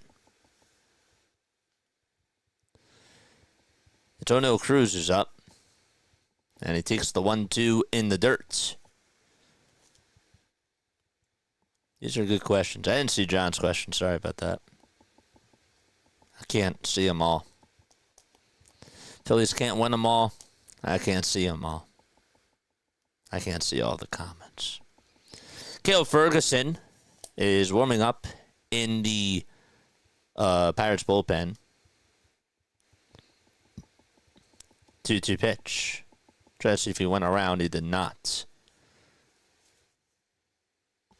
It's now 3 balls, 2 strikes.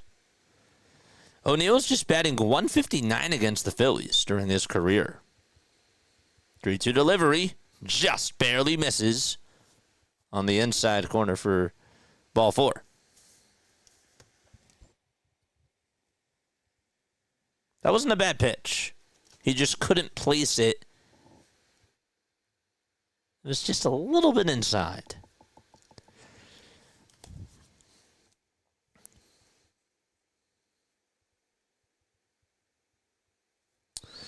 Here's the pitch to Gonzalez, batting on the right side.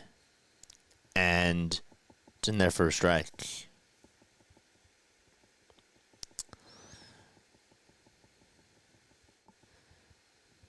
Oh, 1. Fouled away.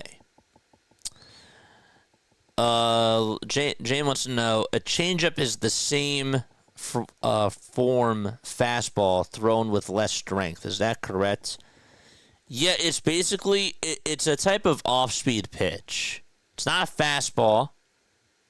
Off-speed are basically pitches that have a lot of break to it. Like a curveball, a sweeper,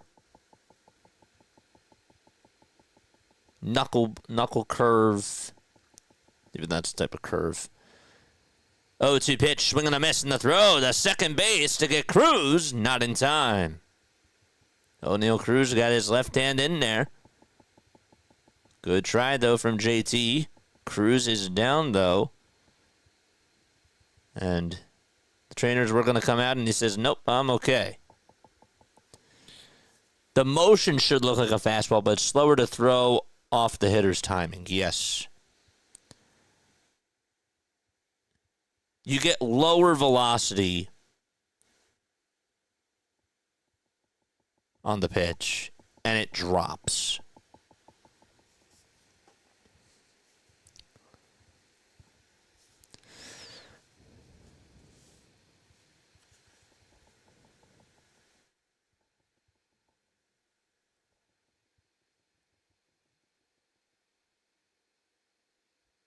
Did they call him out at second? They said that O'Neill was out at second, even though it looked like they said that he was safe originally. So there's 2 outs, nobody on in the bottom of the 5th. I'm confused. They called him safe on the bag, unless it's just my imagination. 0-1. This one's popped up over towards the middle infield. Turner gets under it, and I'll make the catch, and there's out number 3. I got to go back to this. What the heck happened? Did his hand come off the bag? I gotta go back. I gotta rewind.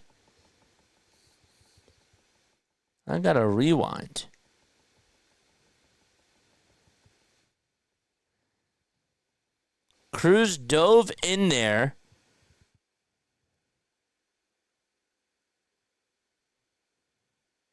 His hand didn't come off.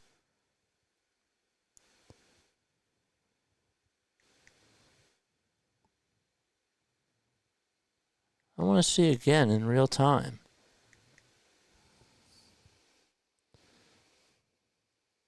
They called him safe at second. So what the heck happened?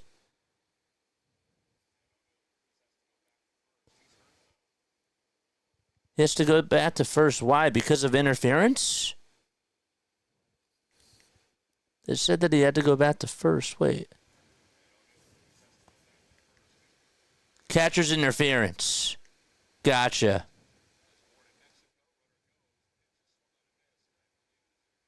I couldn't tell. Yep. You're right. They called catcher's interference. You're right.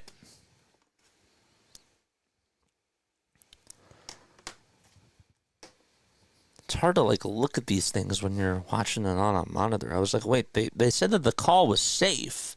So I was like, is it just me? Weird. Old Man Ferguson says, think he got hair tied. When JJ gets distracted by his Tinder app. I didn't get distracted. They called him safe, but it was catcher's interference. Got 195 people tuning on in. Appreciate you guys.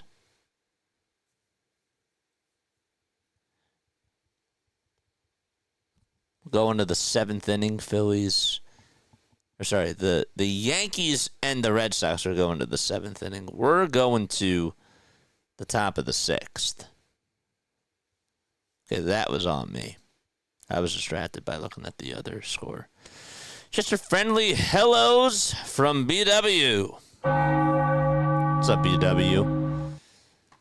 I just botched a call because of catcher's interference. BW says, go Philly. What's going on, dude? I appreciate you for being on here. Cheers. Cheers. 66% like rate, please. A few. Just hit the like button. I would appreciate that. Cale Ferguson's pitching. He has a 3.65 ERA and 24 2/3. 18 strikeouts, 10 walks allowed. Has not allowed a homer, though, this year. Former Dodger. And Stott's in the box. 4-4 is the score, and the pitch is in there for a strike. Phillies had a RBI ground out from Nick Castellanos in the top of the first, and then the Pirates tied it up in the bottom of the first on an RBI single by Brian Reynolds. 0-1 fouled away. Then Bohm had an RBI single in the top of the third, and Reynolds had a solo homer in the bottom of the third, and that tied the knot 2-2.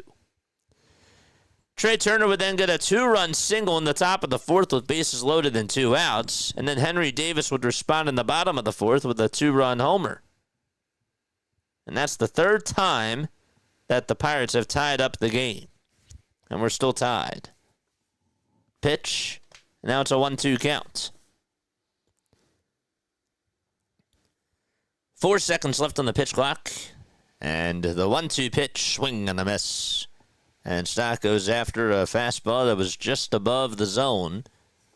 And there's one away.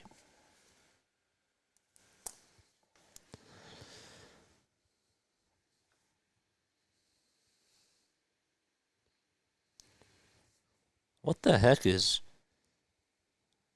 Mrs. T's?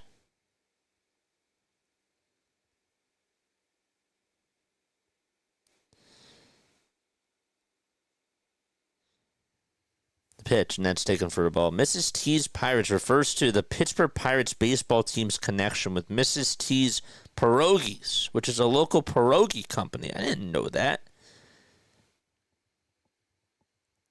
The pitch, and that's taken for ball 2. Since 2000, Mrs. T's has sponsored the Great Pittsburgh Pierogi Race, which has become an iconic part of in-game entertainment for all Pirates baseball. Huh. 2-0. That's a foul ball.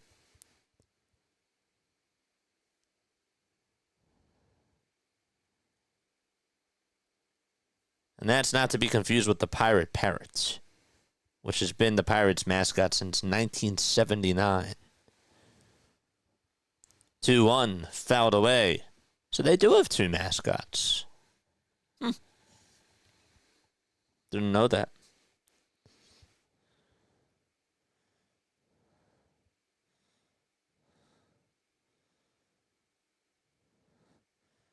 Two-two pitch. That's taken outside for a ball.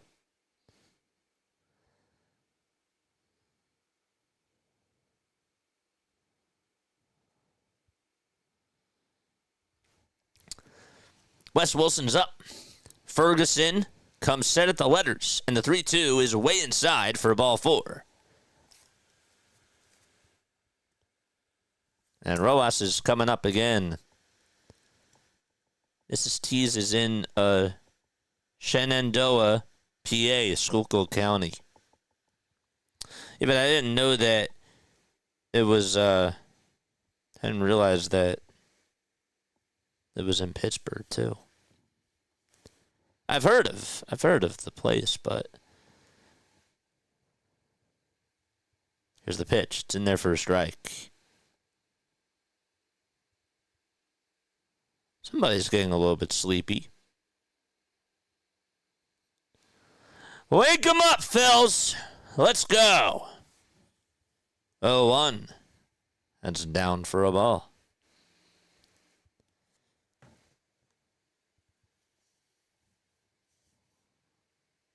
Husband was probably like, I had a long day of work. We're at the game. It's not a lot of people here. Just here relaxing. It stopped raining. We're comfortable. 1-1. Swing and a miss to Johan Rojas. Red Sox have made it the game out at Yankee Stadium. And it's now a 9-6 game. It was 7-0 at one point. New York.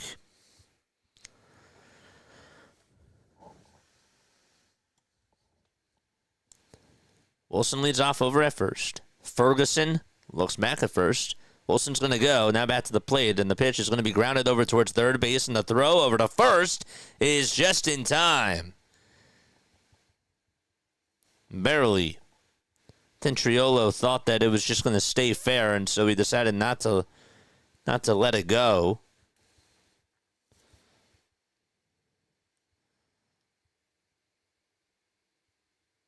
I don't know. I think that there was a chance that it could have went foul.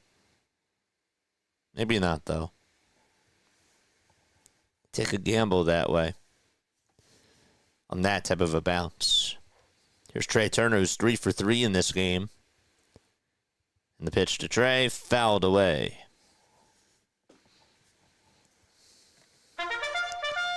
Charge!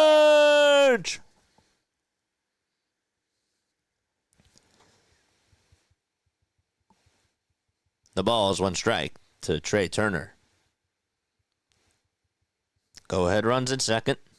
And the 0-1 swing and a miss.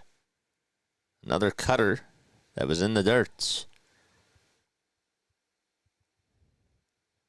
Lots of swing and misses on the cutters.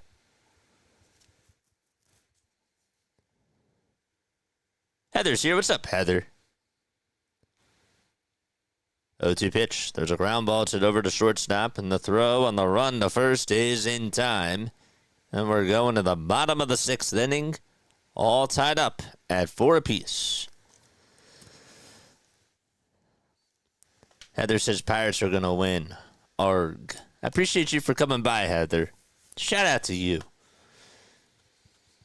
Hopefully you enjoy your time on here. I do call Phillies, Sixers, and Eagles games, but I do try to keep it fair when I can. But usually, I usually do a good job, I would say. Braves open a series at San Francisco, having lost 11 of their past 14 games, including a jaw-dropping debacle of a loss on Thursday against the Diamondbacks. They were up 10-4 in the 9th inning. They were 3 outs away And the Diamondbacks came back and beat them 11-10. Crazy game. They got that lead, and they lost. Heather says, I do like the Eagles, and I have no problem with the Phillies. Well, we don't have any problem with you. We have no problems with you. Not at all, whatsoever. We're happy that you're here. I'm just a Pirates fan. That's totally cool. Hey, you know, who says that Braves fans and Phillies fans can't get along? I get along with some Braves fans. I get along with some Mets fans. I know it sounds weird. I know. But as long as you're nice and as long as you're cool, that's it. That's it. We're going to the bottom of the sixth. It's 4-4. Who's going to pitch, JJ? Good question. Well, the first pitch is in there for a strike. And still Rangel, who's pitching. He's facing Spencer Horwitz, who's 0 for 2. He's flied out and he struck out today. The 0-1 pitch. There's a slider that swung on and missed. It's an 0-2 count.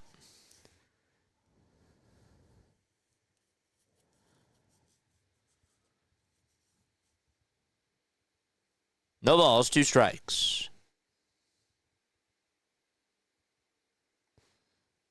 And the 0-2 delivery. And that is called a ball. Looked like it was at the knees. And the count is 1-2. Rangel so far tonight, 2 1/3, 2 earned runs allowed. The 1-2 pitch is grounded over towards first. It's picked up by Bohm, and he'll tag the bag for the first out. Do I live in Philly? I do not live in Philly. I live in South Jersey. So I'm right outside of Philly. One away in the bottom of the sixth. And Canario's up. How about you? Where are you from? Are you from Pittsburgh? The pitch on the way, and that's taken outside for a ball. Phillies enter tonight 1.5 games behind the Mets. And the Mets are down 1-0 in the top of the fifth against the Rockies. 1-0 pitch. And this one's popped up over towards the first base side. And it'll be caught by Bohm on the outfield grass for out number 2. That was weird. Never hope that happens again. There we go. Like right outside of Pittsburgh. Cool. Pitch on the way, and that's taken for a strike to Henry Davis. He's wearing no batting gloves. He homered his last time up off of Rangel. 0-1, fouled away. Don't forget to like and subscribe, folks.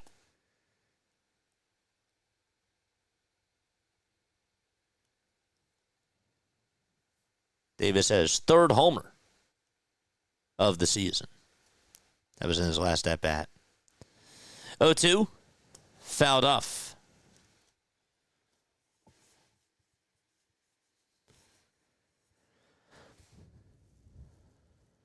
No balls, 2 strikes. Rangel comes set and delivers and throws it down and out for ball 1. South Jersey is just Philly's suburb anyway, says Big Mo DB. 1-2 delivery, and there's a line drive hit out to left field. That's going to go all the way over towards the wall. And Henry Davis has his 2nd extra base hit of the ball game. He'll slide over to second base, and the go-ahead run is in scoring position for Pittsburgh. You're the best. Appreciate you. We need 50 more subs to get to 6K. Let's go. Thank you so much, Heather. I really appreciate you. We don't bite. We call ourselves Philly Freaks with a capital P and a capital H. That's what I call my community. But we do like old school radio play-by-play. That's sort of our style. First pitch to Adam Frazier. It's inside for a ball. But we still obviously talk to everybody on here. 1-0 pitch. This one's popped up over towards shallow left field. Does Sosa have room? He does. And he will make the catch in foul territory for out number 3. All right, we're going to the top of the 7th. Just a 2-out double allowed to Henry Davis. Other than that, Rangel has been pretty good. Top of the 7th coming up. Still 4-4 is the score. It's been a game of copycat, I swear. JJ really is a Jets and Giants fan. Hey, I don't want to open up another can of worms, but when I first started doing my channel, I did cover the Patriots. I do have to warn you guys about that. I did. I was covering the Patriots. I was a fan of Rob Gronkowski. And I also, before we found out about what ended up happening to Aaron Hernandez with the off-the-field stuff, I did like him. But then, you know what? Reality settled on in. And, I interned at NFL Films. And that woke me. That woke me up. And I switched over to the right side of things. I did. And I haven't regretted it. So, I consider myself to be a recent fan. And, yeah, I do get heat for it. But I'm okay with it. And I understand why. But I made mistakes. I did. And I've come out on the other side of it. Here's the pitch to Schwarber, and it's in there for a called strike.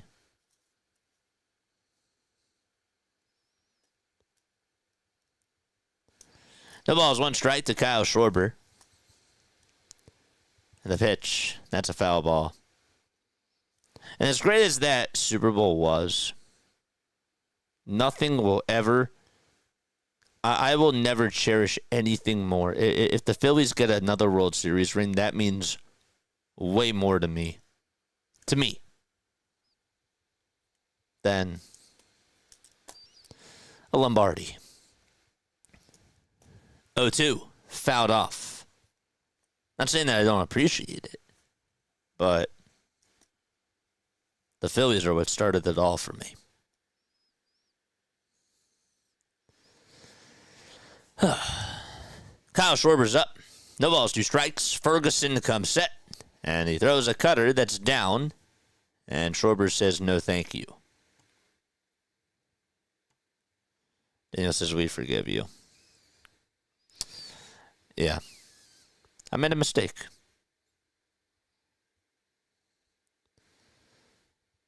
One-two pitch on the way, swing and a miss. He just goes after a slurve. I wrote it down in my notes before, but I'm gonna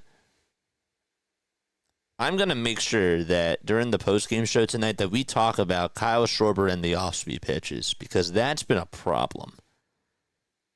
That's been going on now for like 4 or 5 games where he's just chasing after a lot of off-speed pitches. We have forgiven you a long time ago, JJ. Pitch to Bohm, and he'll fly this one out to left field. And the left fielder doesn't even have to move. And Canario's there to make the catch. Well, I do appreciate it. And I can understand why people don't see my side either. Because you know what? I can never make up for that mistake. And I didn't just hop on the bandwagon. I really didn't. When I was working at Films, I honestly saw a different side to things. and I gained a lot more respect for the birds. Even when I went to sneaker ball, that really did change my philosophy on things. And going to Devontae Smith's fundraiser, you know. 2 outs, top of the 7th, then we're going to have a pitching change. Caleb Ferguson, his night is done. 23 pitches. He did his job. And the Pirates are going to make a call to their bullpen. JJ, you own it like no other. Well done, sir. I have to. I have to accept that for the rest of my life. But you know what? I also accept that in school. I had 2 semester withdrawals. And at one point, I had a 1.8 cumulative GPA. That's actually a true story.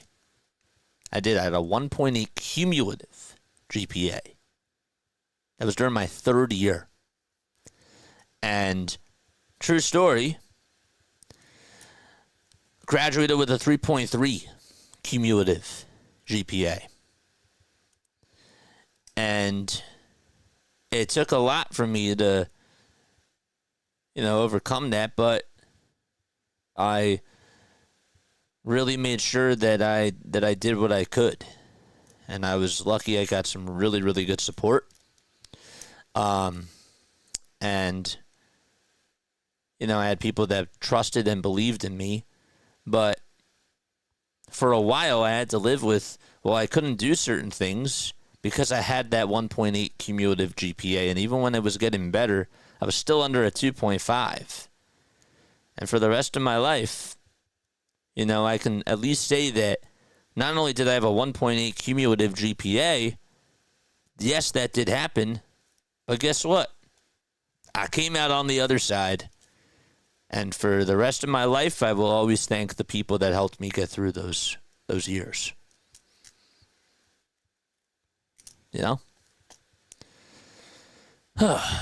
Somebody needs to get Schwarber a calendar. That's funny. Jose Perez, what's going on? All I'm asking for my birthday is for the Phillies to sweep the Mets on my birthday weekend. I'm not a genie, but your wish is my command.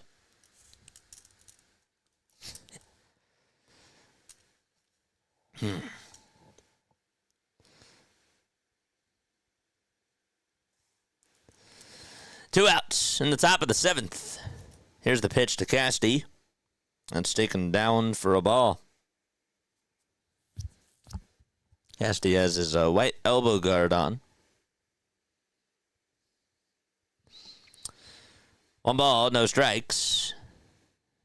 And the pitch is down low and away for ball 2.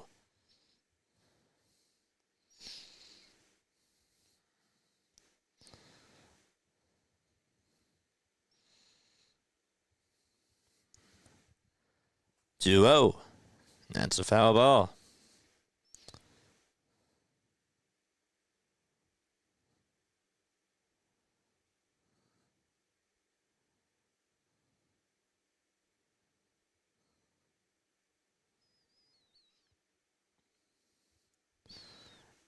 The pitch. That's taken for ball 3.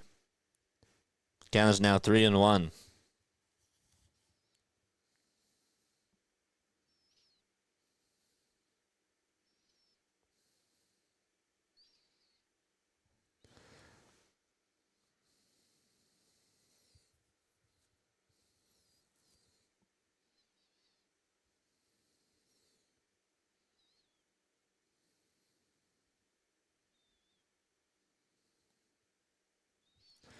Three balls, 2 strikes. 2 away in the top of the 7th. And Santana's on the mound. The 3-2 pitch. There's a ground ball. It's over to shortstop. And the throw over to first is in plenty of time by Kiner Falefa.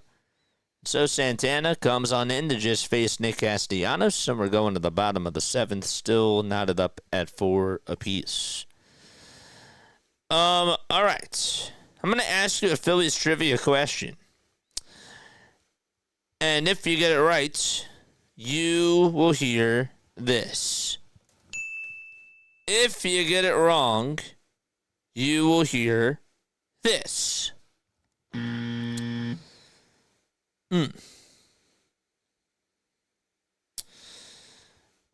right.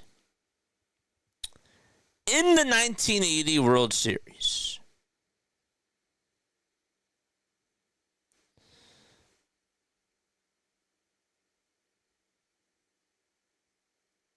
Tug McGraw pitched in the ninth.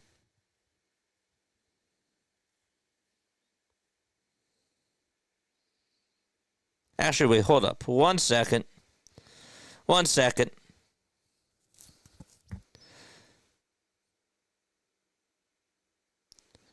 I wanted to know. I got this wrong.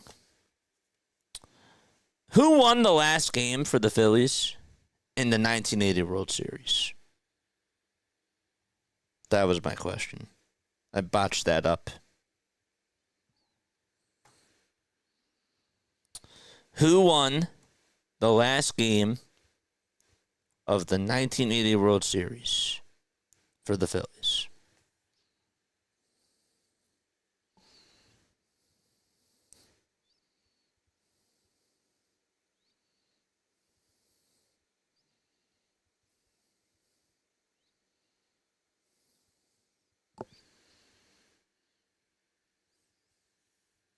Really should prepare more, just a thought. Thanks. Yeah, I know. I need to get a trivia book. I do. Because 162, it's a lot of games. Carlton. Yes. Carlton is right. Yeah. I keep telling him that. It's a lot. It's a lot of trivia questions. I don't have a book.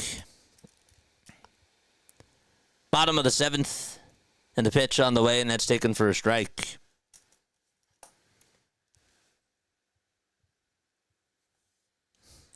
This is you're good.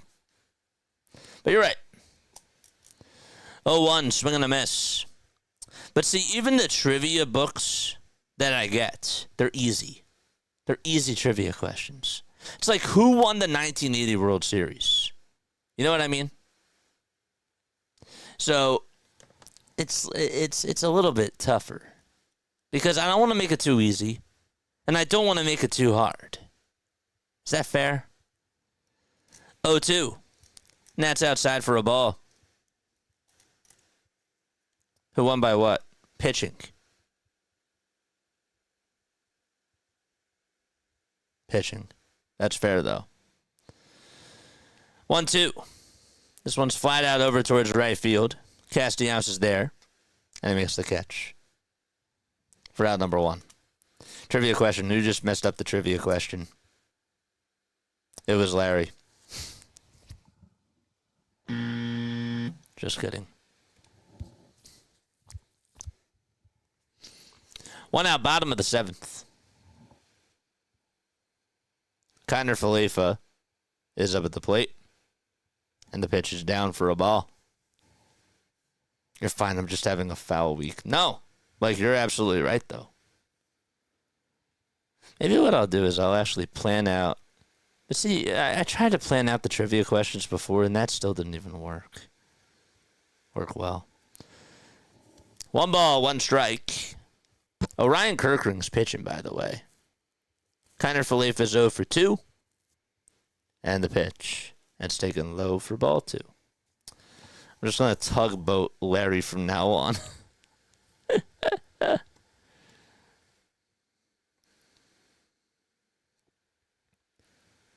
2-1. That's outside and low for ball 3. Why did I think it was Ron Reed? I don't know. Can't read your mind. 3-1. That's outside for ball 4. So there's a 1 out walk. Am I annoying you? No, you're not annoying me. You're not annoying me, Heather. Just don't spam the chat. But you're not doing that.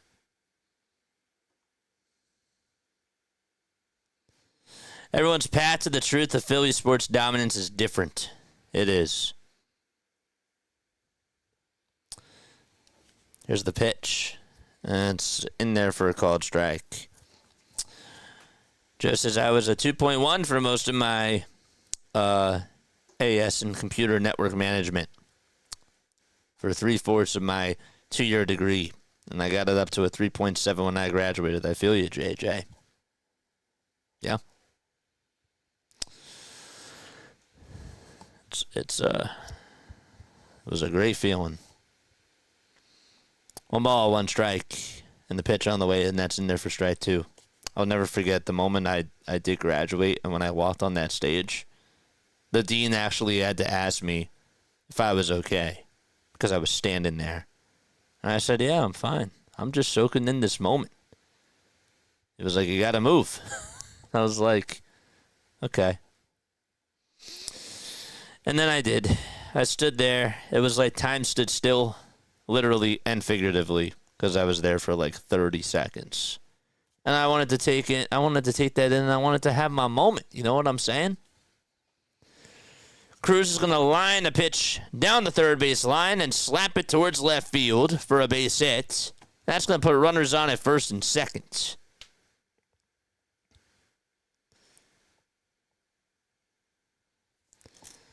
So there's 1 away in the bottom of the 7th. And Nick Gonzalez is up at the plate. The pitch. This one's flied out towards right field. Castellanos is there. He'll make the catch. And staying put at second base will be Davis. And Gonzalez flies out to right. Or Kinder Felifa is the one that stays at second.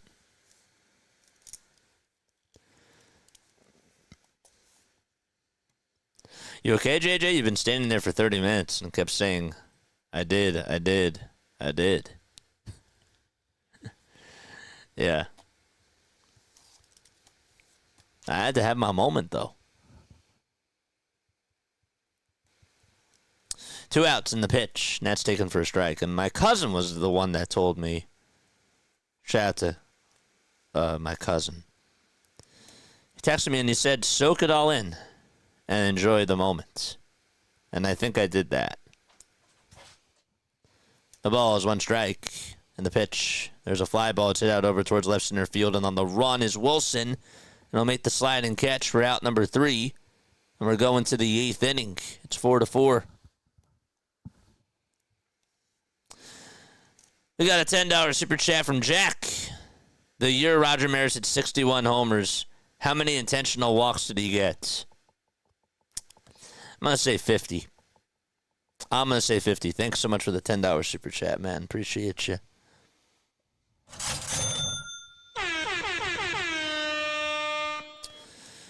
All right. We're in the top of the 8th. We're going to the top of the 8th, and it's 4-4 out in Pittsburgh.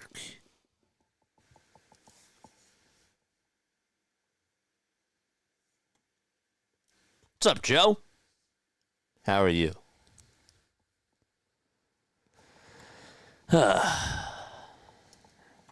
Big Mo DB says 0. Got 191 people on here watching. Don't forget to like and don't forget to subscribe. Maria's also here. What's up, Maria? How you doing? I'm off by 50? 100? It was intentionally walked 100 times.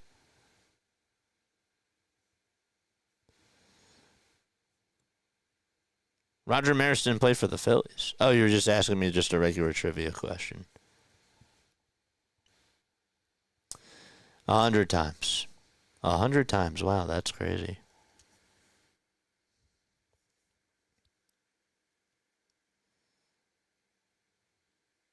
Tim Mantle was hidden behind Maris, so he probably didn't get many intentional walks. I guess 0-2. This is Larry.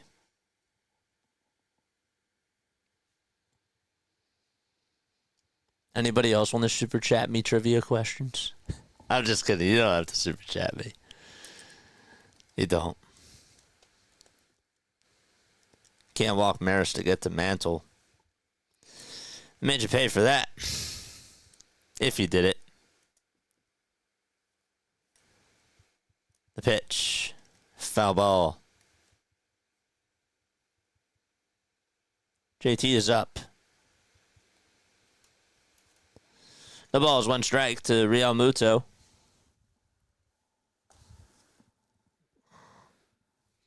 Did she steal my shorts? 0-1 pitch. Ground ball. It's hit over to third base. The throw over to first is in time. There's out number 1.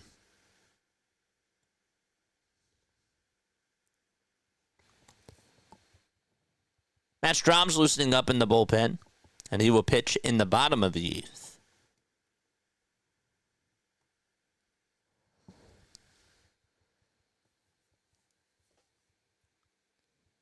Sosa's up and takes a cutter outside. Santana is still pitching for the Pirates. Phillies have used 4 pitchers in this game, and so have the Pirates. 1-0 pitch, fouled away. Dennis Santana, 29 years old, 6 feet 2 inches tall, has a 2.19 earned run average. It's from the Dominican Republic. 1-1 pitch to Sosa. And there's a fly ball hit over towards the right field line. And it is caught. But it hits the fence first. They did not do a good job at showing that. They cut right as soon as the ball was caught. Couldn't tell if it hit the wall first or not. But by the way that he looked at it, it did. So it's a dead ball. It's 1 ball, 2 strikes. And Sosa stays alive. This one's going to be popped up over towards the first base side, and it's going to go into the Phillies dugouts. It's a foul ball. Will with a $5 super chat. Appreciate you, man. Could have asked a trivia question if you wanted. Appreciate it. Thank you. Here's the pitch. This one's going to be grounded over to third, and it'll be picked up, and the throw to first is in time for out number 2. Big Mo DB says, I asked AI for medium difficulty Phillies trivia questions, and it says, which Phillies player hit a walk-off homer in Game 3 of the 2008 NLCS against the Dodgers, securing a 2-1 series lead? Got to think about this for a sec.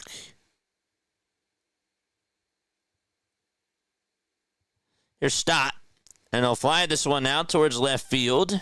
The catch will be made in the alleyway by Canario, and we are going to go to the bottom of the 8th inning.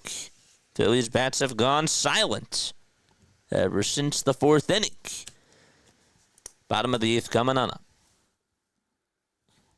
Okay. I'm not going to look it up. I'm trying to remember. 2008 NLCS against the Dodgers. I'm not looking.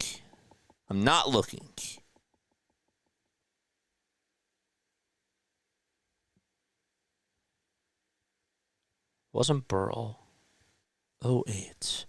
Why am I blanking on who hit the 2-run? On who hit the walk-off home run?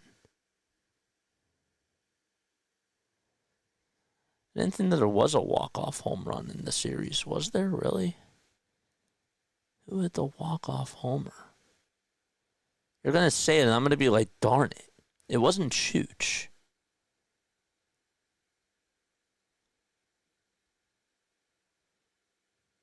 I forget.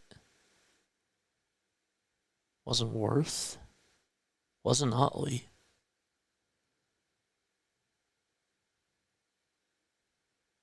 This is bad. This is bad. Wasn't Wes Helms. Helms wasn't on that team. Oh, gosh. I'm going to say J-Roll. I'm going to go with J-Roll. Jack with another $5 super chat. Not only did Mantle bat behind Maris, he was a switch hitter, so no intentional walks.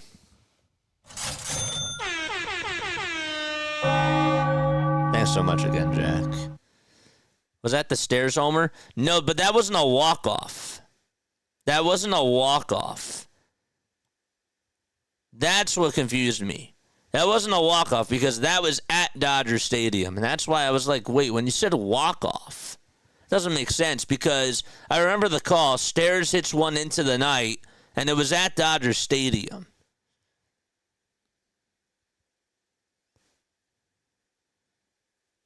He was chubby. Yeah, that was at Dodger Stadium. That wasn't a walk-off homer. Strom is up on the mound and the pitch. And there is a strike. Well, AI has been known to be wrong. Yes. AI was wrong there. But that was a good one. I give you credit. I really do. I really, really do. Because not only did you stump me, but you made me think. And I like that. No balls, 2 strikes. Strom is on the hill. Travis says I was at game 3. I actually forgot that was game 2.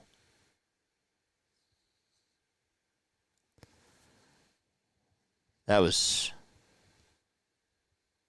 one of my favorite moments. 0-2. That's up high for a ball. That piece is I'm saying Vittorino.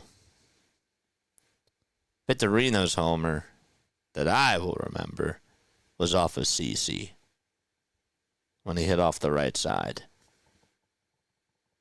against Milwaukee. That was the game I was at. 2 balls, 2 strikes. Which Phillies player currently stinks at shortstop? I'm going to say Didi Gregorius.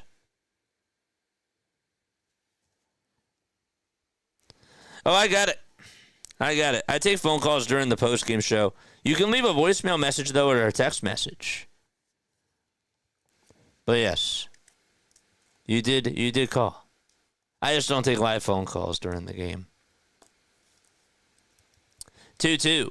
Fouled away. That was the grand slam, right? Yes. That was also the same game that Brett Myers had 4 hits. And somebody fact-checked me on this. Game 5 of the World Series was Joe Blanton's home run. Was that Game 5 of the World Series? 2-2 pitch. Fouled off over towards the third base side.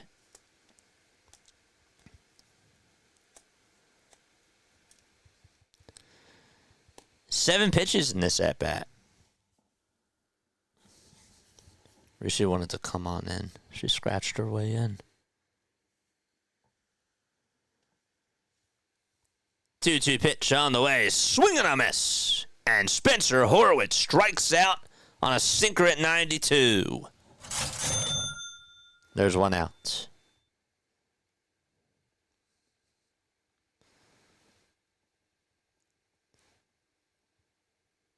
Which Phillies shortstop retired with the best fielding percentage in MLB history? Ugh.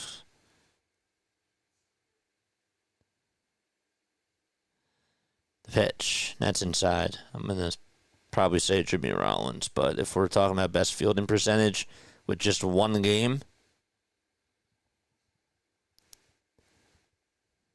I don't know. 1-0 pitch. It's up high for ball 2. Maybe Wilson Valdez. Well, Wilson didn't play for 1 game.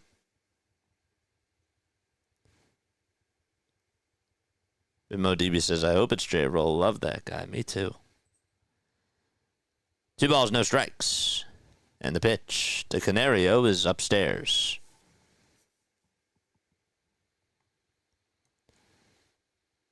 Was it Game 3 of the World Series, though? That Blanton hit the home run? Or sorry, Game 5, I meant. Game 5, not Game 3. 3-0 on the way. That's in there for a strike.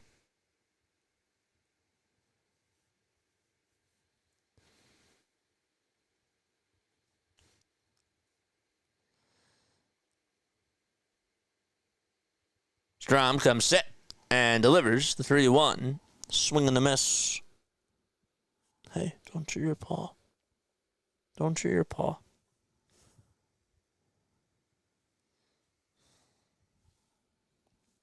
You're so pretty. You wanted to come see me. You're so sweet.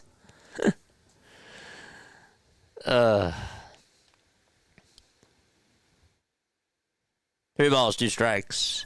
And the payoff pitch, here it is. Swing and a miss. He struck him out. 2 away. Back-to-back strikeouts for Matt Strom. All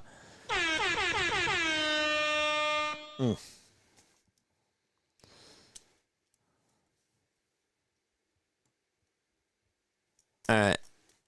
I gotta know now. I gotta know now about the Joe Blanton home run. It was game 4, not game 3. I screwed that up.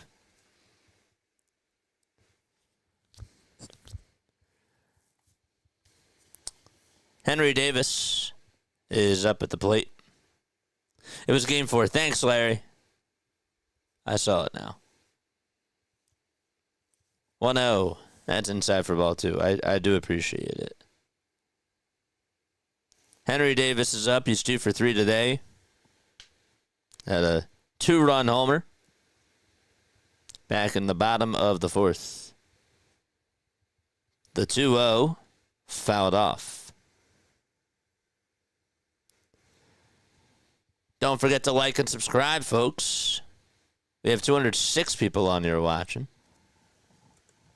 It's been a fun one tonight.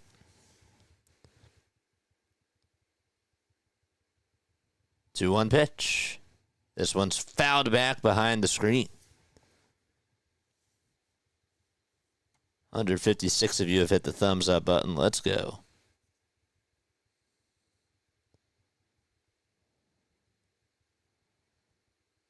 Must say Robin Roberts. 2-2 on the way. Swing and a miss. And Strom strikes out the side and gets a 1-2-3 inning. Nice job by Strom.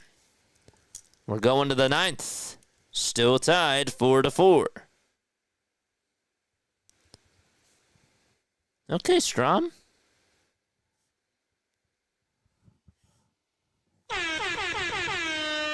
The most delayed air horn of all time. Mets leave the bases loaded thanks to MLB's crooked umpires.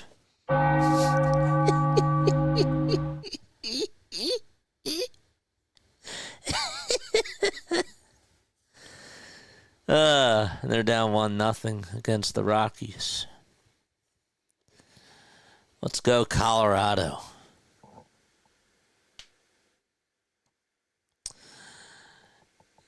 Ulysses Martinez, let's go. I know Philly's gonna win on this inning. What's going on? Thanks so much for coming by.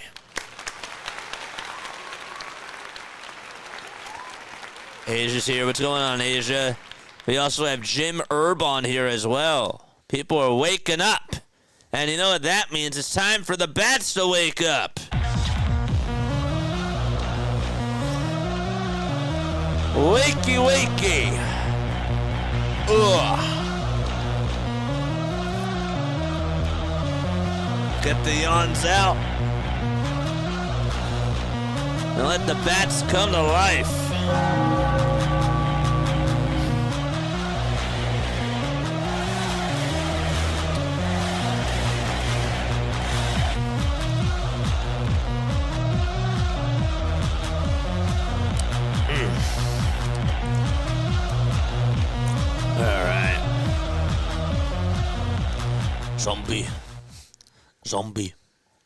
Zombie nerd show. Boom, boom, boom, boom, boom. Get the clocks out, baby. Get the clocks out. 4-4 is the score. And we're going to the top of the 9th inning. Brandon Marsh is up. Here's the pitch. It's outside and high for a ball. Rob's strategy. Take out Wes Wilson. put in Brandon Marsh, and we know who's coming up next. It's probably going to be Kepler.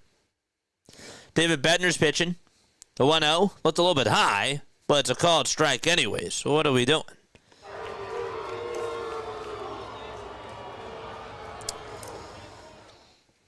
One ball, one strike.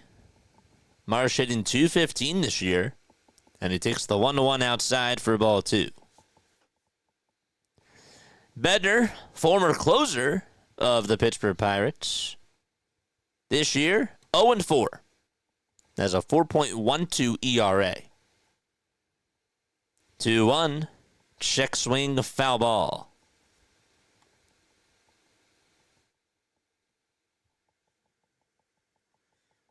Another $5 super chat from Jack. Wow. Jack, you're too much. You're too much. Oh, my gosh. Thank you, man. 2-2, foul ball. The year Bo has set the record for fewest errors in a season for a shortstop. The Gold Glove winner, Dave Concepcion, made 27 errors. Really? That's crazy. I actually did not know that. 2-2 pitch to Marsh. And that's a cold strike 3 on the outside corner. And Bednar gets the call there. There's out number 1. Yeah, they've gone either way. This pitch track says it was outside. It was close. Let's see if Kepler is up. That's what I assume, and he is. Here he comes. The strategy. Gotta love Rob's strategy here.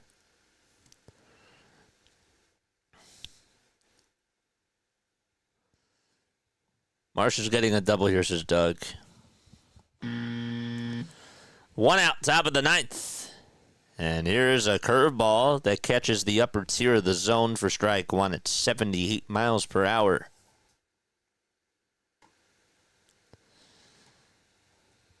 The ball's on strike. Bednar comes set and delivers. And it's outside. 224 people on here watching. Jack, I think that you probably donated like $50 tonight, man. I appreciate it. 1-1, fouled away. If you guys want to donate, you're more than welcome to. But Jack, you're really.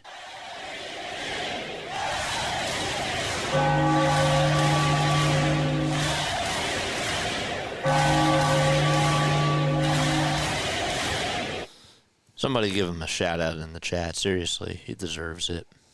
1-2. That's down for ball 2. Jack equals MVP. He does. He really does. 2 balls, 2 strikes. And the windup and the next pitch, swing and a miss. And there are 2 strikeouts in the 9th inning. Love the strategy, Rob. It works all the time. Every single time, Wilson and Rojas are due up in the 9th inning. Just pinch hits for them. He does it. The pitch to Turner, swing and a miss. He got absolutely fooled on the curve.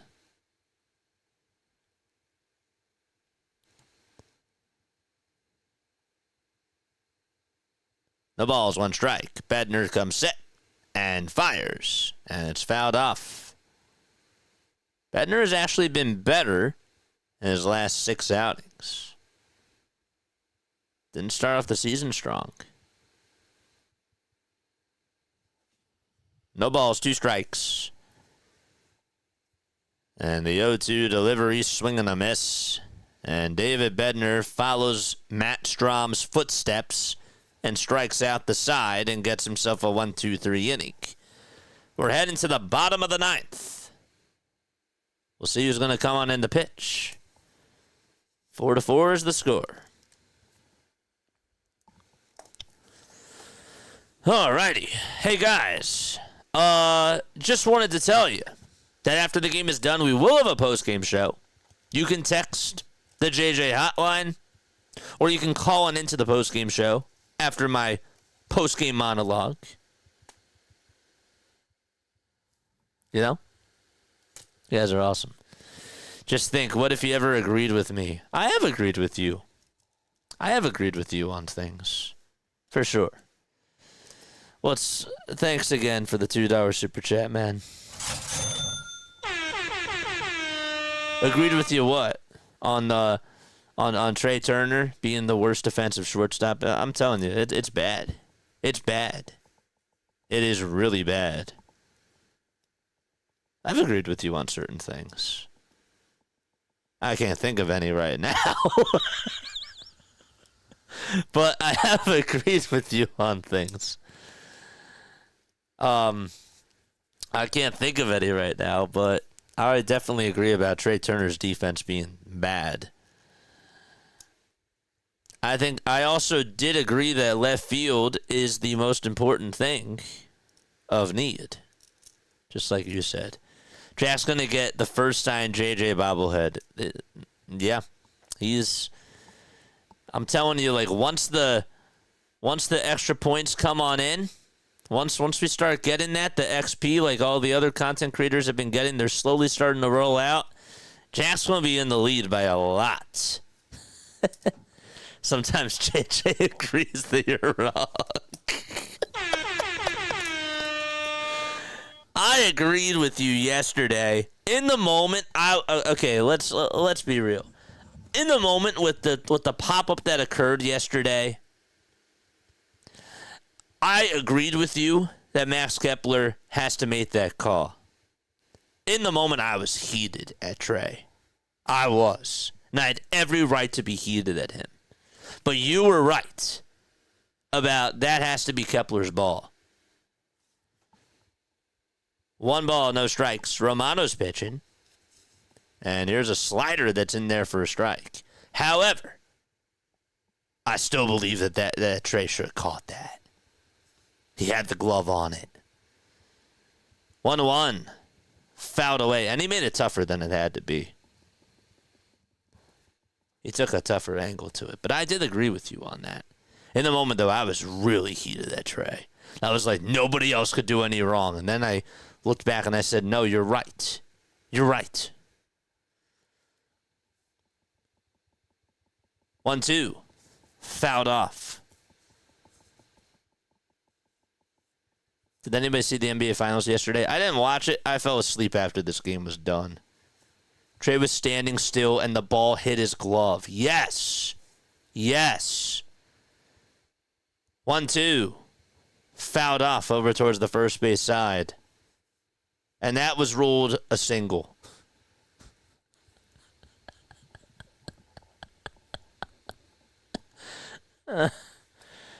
Adam Frazier's up. He's 2 for 3 tonight. Counts 1-2. Jordan Romano on the hill for Philadelphia. He'll get set at the belt. He kicks. He fires. This one's grounded foul.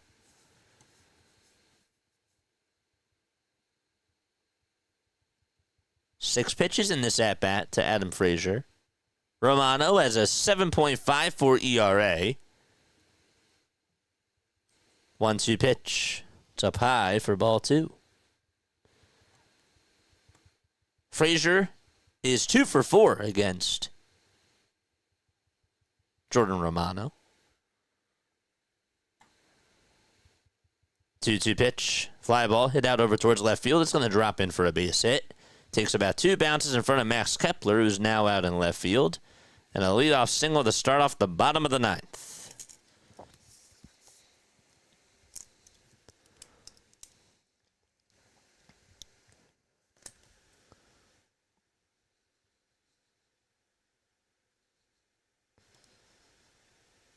Did Jack hear me? I hope Jack heard me about the agreeing part. If an outfielder is coming in and can make the catch, he must call off the infielder. That is correct, Larry. But he didn't do that, and Trey Turner stood still under that ball. And again, turned around. I didn't even think he had to do that. And it just hit the glove. It hit his glove. A runner on at first in the bottom of the ninth. And the pitch to Jared Triolo. That's inside for a ball. JJ Howie did it again. Yeah, he is. Halliburton is awesome.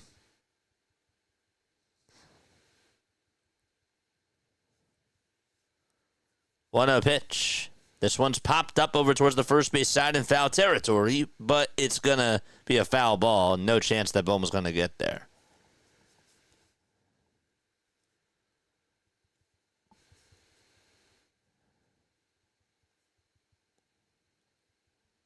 $243 people on here watching. Make sure you hit the thumbs up button and subscribe to the channel. See, we got some Pirates fans on here. Hopefully you guys are doing well. 165 likes. Let's go. 35 more till we get to 200. 1-1 is the count. And here's the pitch. Swing and a miss. Beautiful slider. Thrown to Triolo. That thing just absolutely dipped.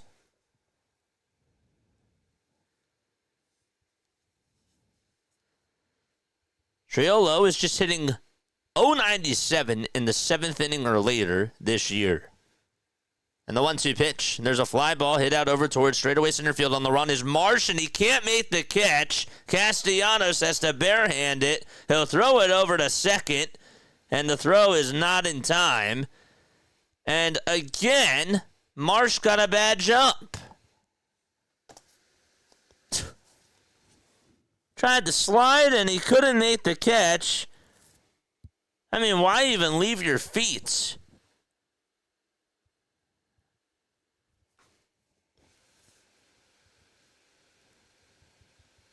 It wasn't even close. I mean, it bounced like a foot in front of him, and he wasn't going to catch it. The pitch, and that's a foul ball. It's bunted foul.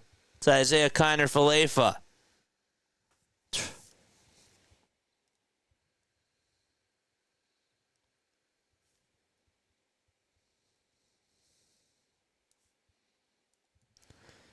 No balls, 1 strike.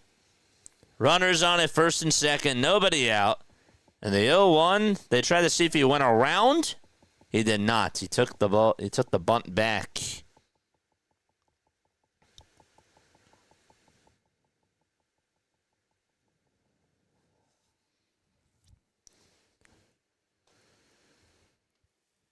One pitch. This one's going to be bunted over towards the third base side. And is it fair? It is going to stay fair. And now bases are loaded.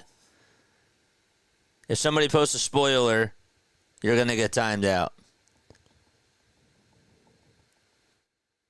Because somebody did say bases loaded. It stayed fair down that third base line. Actually started to roll foul, and then it just rolled towards the right. Had a lot of top spin on it. Bases loaded, nobody out. In the bottom of the ninth, and O'Neal Cruz is up.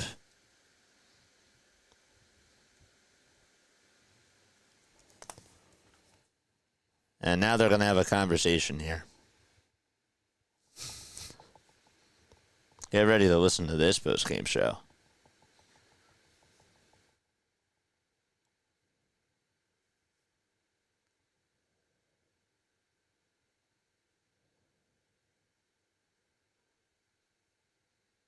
We got a lot of defensive mistakes to talk about tonight. Yay. Bases loaded, nobody out. Bottom of the ninth, O'Neal Cruz is up. He's 1 for 3 today. First pitch, it's in there for strike one at 95 miles per hour at the knees.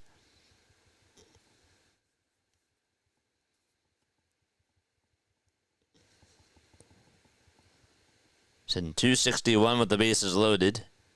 Here's the 0-1 pitch. Swing and a miss on a slider that was on the outside corner. Y'all need those priests now. No balls, 2 strikes. Infield playing in, of course. 0-2 pitch to O'Neal Cruz, and it's in the dirt for a ball. Cruz tonight 1 for 3. On deck is Gonzalez. We got a post-game show after this. Make sure you guys tune on into that.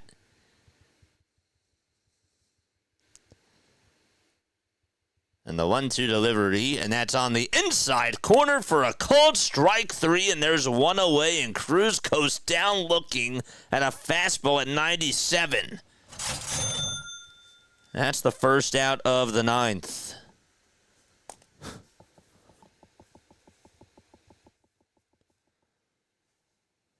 Oof. Romano comes set at the belt.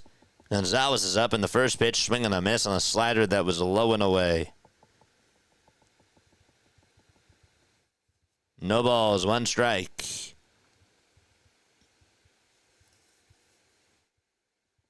Is a .417 career average with the bases loaded. There's the 0-1. It's going to bounce in the dirt. And the count is even at 1 apiece.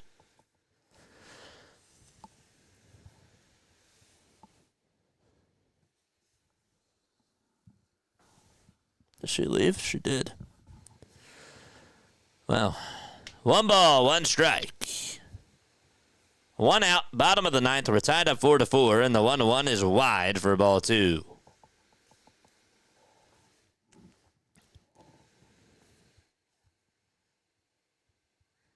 No spoilers.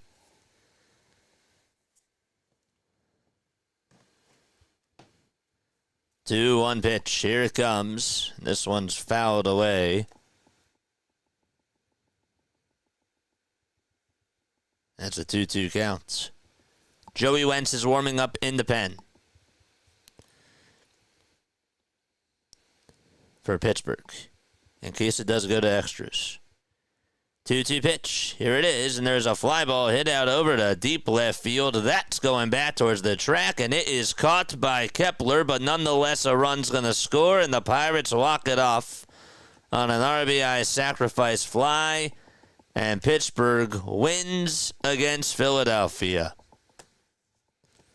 Final score 5-4. The fireworks go running off. They will raise the Jolly Roger. And the Pirates beat the Phillies 5-4 as Romano goes storming back into the dugout.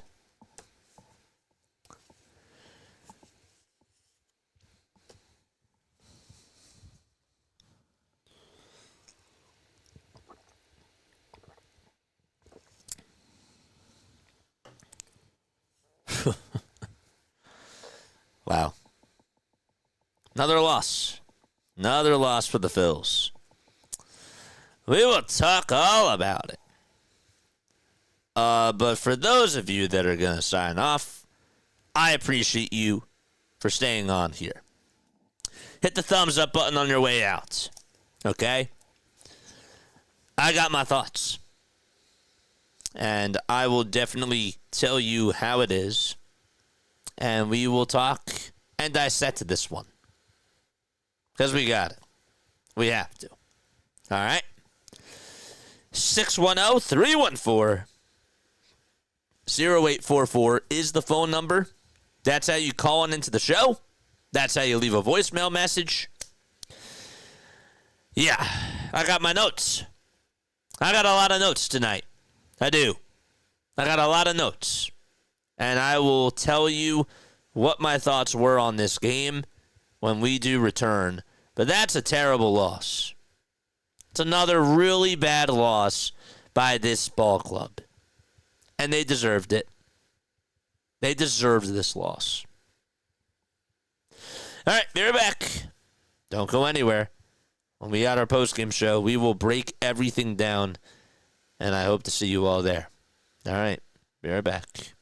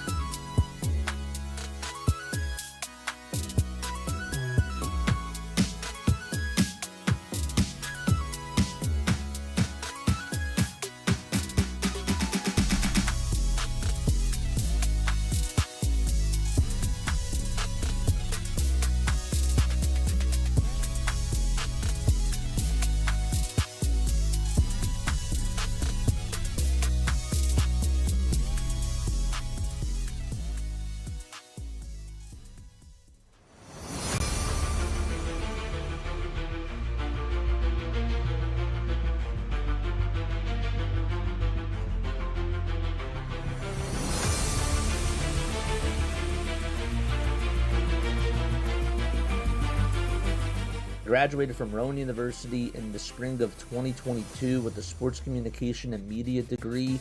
I got to actually call minor league baseball and G League basketball games while I was in school. And then I graduated, and as soon as I graduated, I went to NFL Films in Mount Laurel, New Jersey. And as much as I loved that experience, I miss putting on the headsets. I decided, you know what, talk is cheap. I have a laptop that's in my house, and so 21 months later, here we are, still on YouTube, calling games and building an incredible, loving community on here with the people that I call my Philly freaks with a capital P and a capital H. We go live for every single Phillies, Sixers, and Eagles game, and we do it like old school radio play-by-play style. I'm Jason Joseph, and this is Play-by-Play with JJ. I showed a swung on, barreled it out to right field. Bye-bye baseball. That baby is long gone. You know, I had to put on a little jacket. I know that it's June, and the weather today, it was really muggy outside, but you know, it started to get a little bit cold up here. And you know who else has been really cold? The Phillies. They've been very cold. This is going to be another cold postgame show because that's how they're playing. They're frigid in every single aspect. Before we actually dive on into this, though, hit the thumbs up button. Hit the subscribe button as well. Again, if you want to call in into the show, you can. 610-314-0844. You can do it after I'm done with my monologue. Yeah, we talked about it yesterday. Yesterday we went off on them. Yesterday they deserved our frustration, and that was all bottled up. And they picked up exactly where they left off yesterday. And the number one thing that I want to point to is I said during the post-game show yesterday that Rob Thompson, knowing that Zach Wheeler was not going to be available this week, knew what he was doing by putting in Taijuan Walker in last night's game to just pitch for one inning, and he was not going to be available tonight.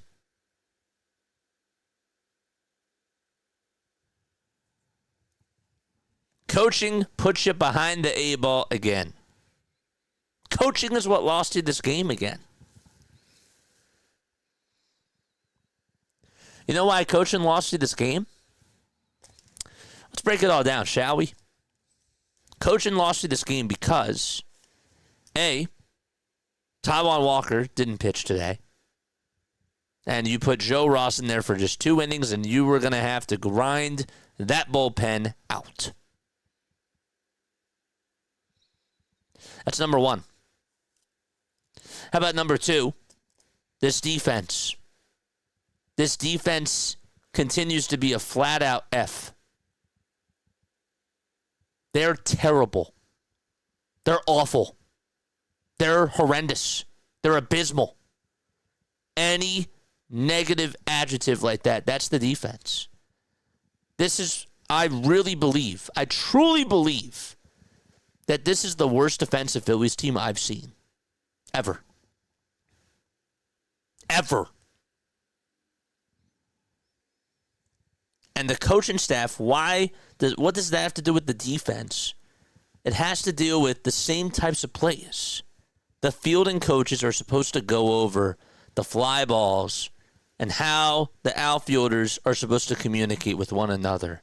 How many times this year have I seen Johan Rojas and Nick Castellanos, or just a combination of all the three outfielders, left, center, and right, just not communicate well with each other, and they just can't get to a fly ball or they can't hang on? It's happening every night. And that is not just on the players, it's on the coaches too. Why did coaching also lose you this game? Because, again, in the 9th inning, Kepler and Marsh come on in the pinch hit. They both strike out. And Brandon Marsh is used out in center field and slides for that play in center, you know who makes that catch? Rojas does. Jack was right. Take him out of the game, and that's what happens. Wasn't the sole reason why in that ninth inning, but I'm just saying that all of that adds up. It all adds up.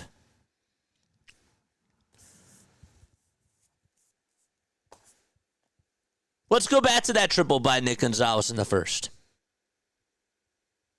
Castellanos, that's your ball. You're slow.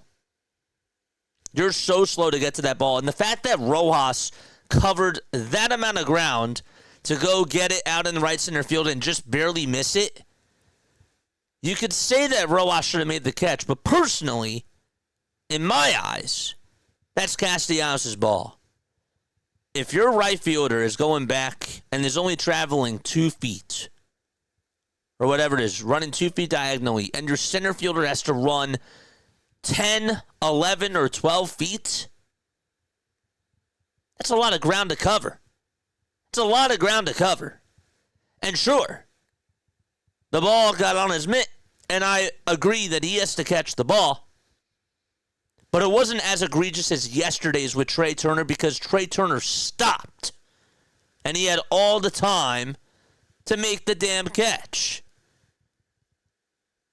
So I wasn't really as hard on Rojas there, but that's on Casty. And still, I do believe that Rojas should still make the catch, and he's probably mad at himself for not doing that.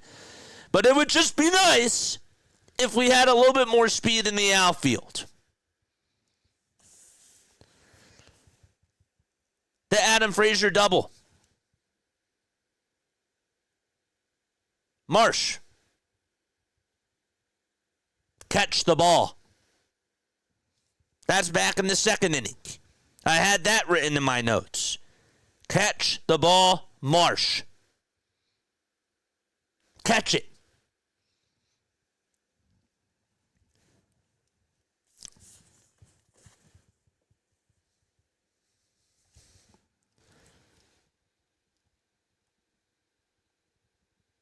This bullpen blows.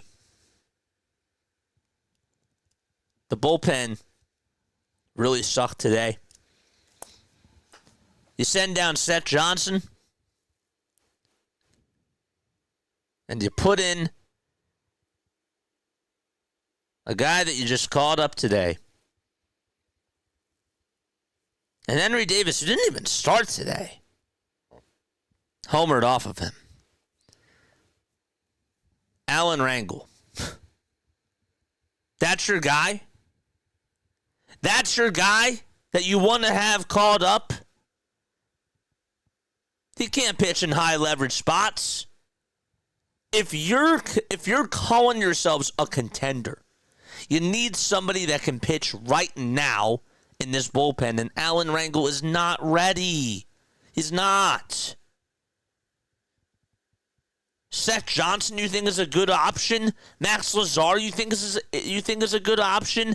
Can we stop with these experiments and just try to utilize Ranger and Taijuan Walker or McAble? Just make a move, for crying out loud. You have all this stacked start in pitching. Use it.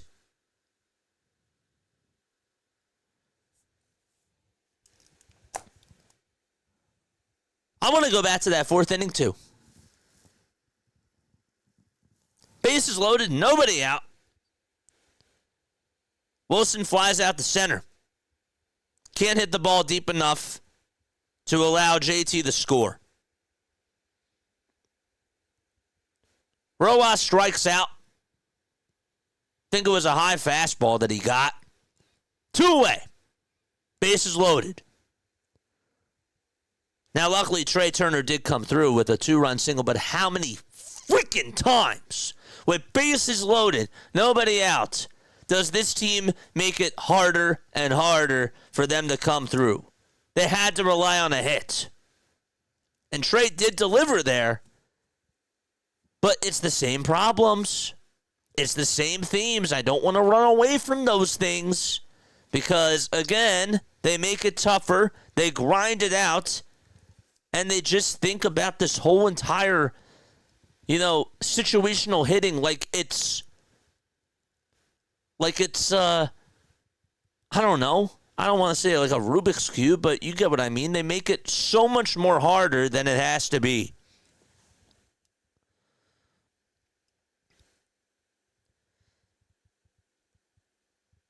Brandon Marsh. Oh, did I say the Marsh catch in the second or whatever it was? It wasn't Marsh. I'm sorry. The double that was hit. That wasn't to Rojas. That was to Castellanos. What am I talking about? That play in the second was to Casti. I didn't write that down in my notes. I apologize. Now it's coming back to me. He slides. And the same thing that Marsh did in the ninth inning is what Castellanos did. You get a slow jump to the ball, and it bounces in front of you, and you can't field it on the one hopper. Now, Marsh, in that case, I still don't understand why he slid, because the ball dropped a foot in front of him.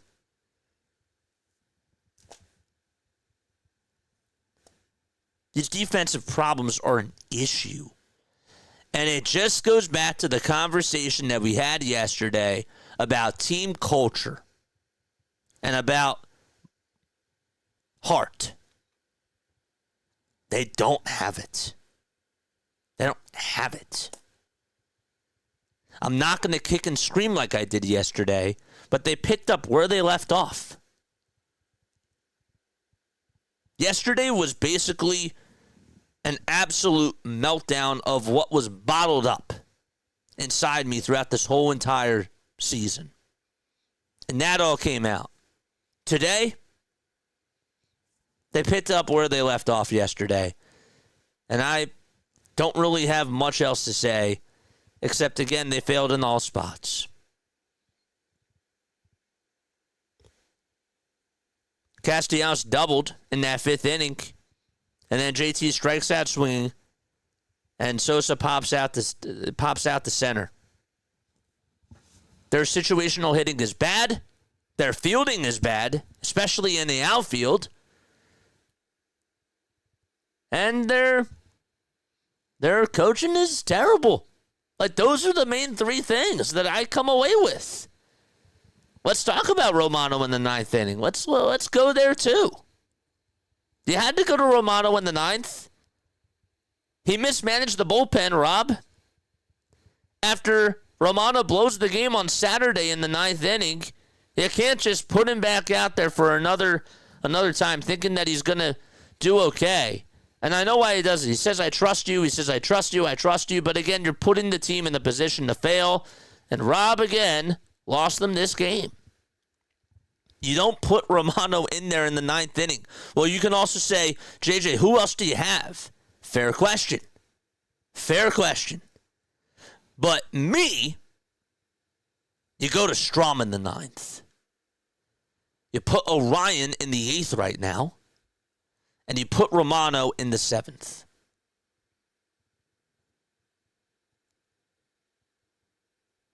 It's not rocket science. Romano has been pitching bad in his last 2 to 3 outings. And you still put him in for that ninth inning.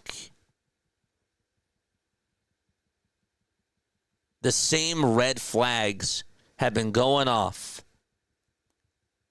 And at this point, it's like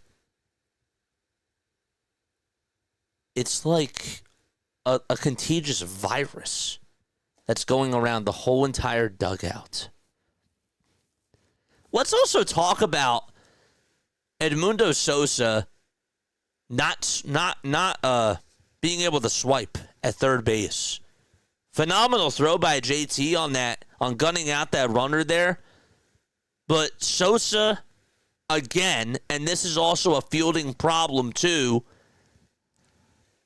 needs to swipe the base runner, Frazier, on the hand.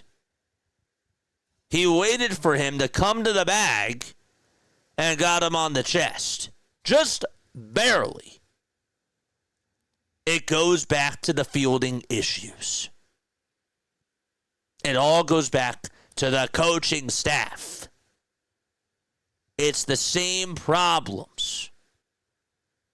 And the only way that we're going to get change is if the team goes on a bad losing streak.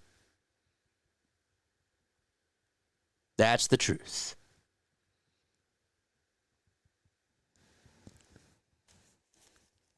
Something else I wanted to bring up, and then we can talk about, and then we can open up the phones.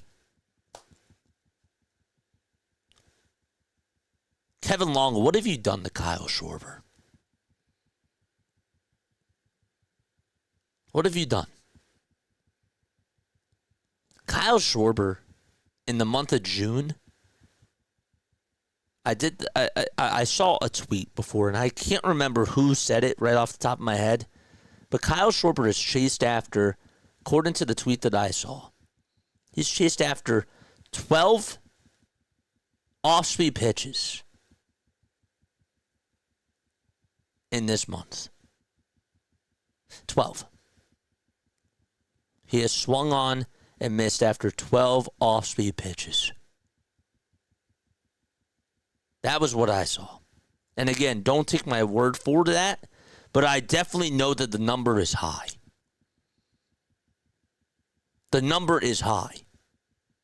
Again, chasing after junk in that fourth inning.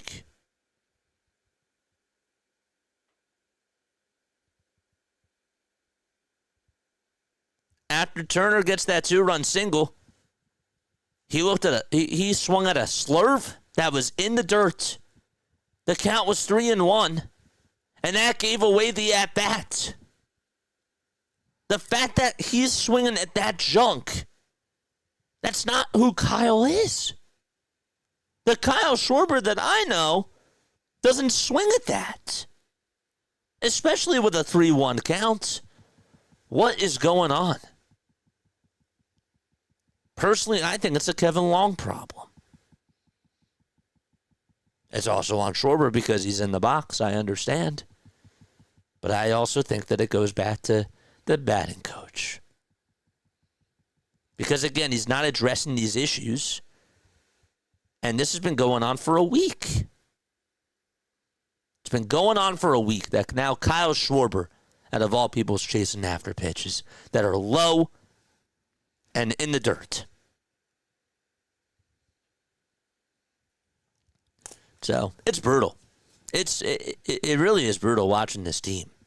And yes, 162 games, you're going to have your slumps. But the way that this slump is, losing against teams that aren't juggernauts, but with the passion, with the fashion that they're losing, without heart, without fight, with no culture. I go back to that word. There's no identity. There's no morale. There's no leadership. There's no one is going out of their way to demand for change. That's the root of the problem.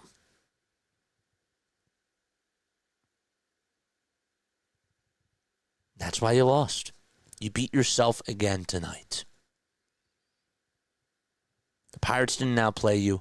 You punched yourself in the face.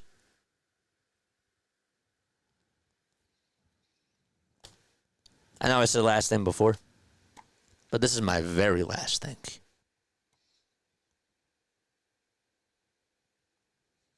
My favorite stat. Chat, what's my favorite stat? Comment it right now. What's my favorite stat? What is my favorite stat? I want to hear it right now.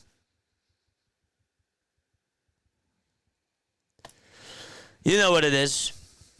My favorite stat, I say it all the time. This is the only stat that I really have come to really talk about. What's my favorite stat? Somebody. Left on base. It's really runners in scoring position. Runners in scoring position. That's my favorite. But left on base goes hand in hand with it. 6. 6 left on base. 3 for 12 with runners in scoring position. The Kyle Schwarber at bat was egregious. And that 4th inning again, you left meat on the bones. You had nobody out with bases loaded.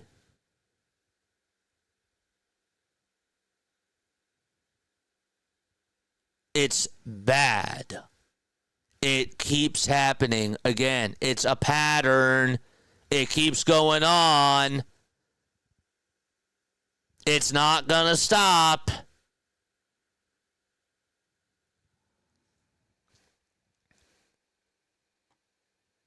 Yeah. There you go. All right. Phone call time. If you guys want to call one in, make sure that you guys do that. All right. Yes, you can call into the show now. I'm also going to be reading your chats as well. Let's go up here. Let me scroll back up. I had to scroll all the way down for a second. Where is it? Vamos. Where did I start? Okay, there we go. Oh, we got a caller from Indiana. Let's take this phone call. Let's do that right now. 1 second. Hold up 1 second. Really, really quickly. I apologize. I thought that this was connected to the Bluetooth. 1 second.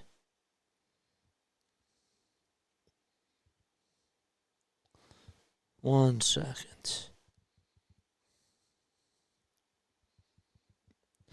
All right. What's going on? Can you hear me? Hello. Yes. Hi there. How are you? You were on Play-by-Play with JJ. Hi. This is Caleb. What's up, Caleb? How are you? Good. How are you guys? I'm doing okay. What are your thoughts on this game? I want to hear. I think the defense for the Phillies was just not on their game today, and that's what blew them the game, and the coaching. Yep. This defense has been a problem. What stood out to you today about the defense? Just not unnecessary sliding into catches. Not paying attention to the ball.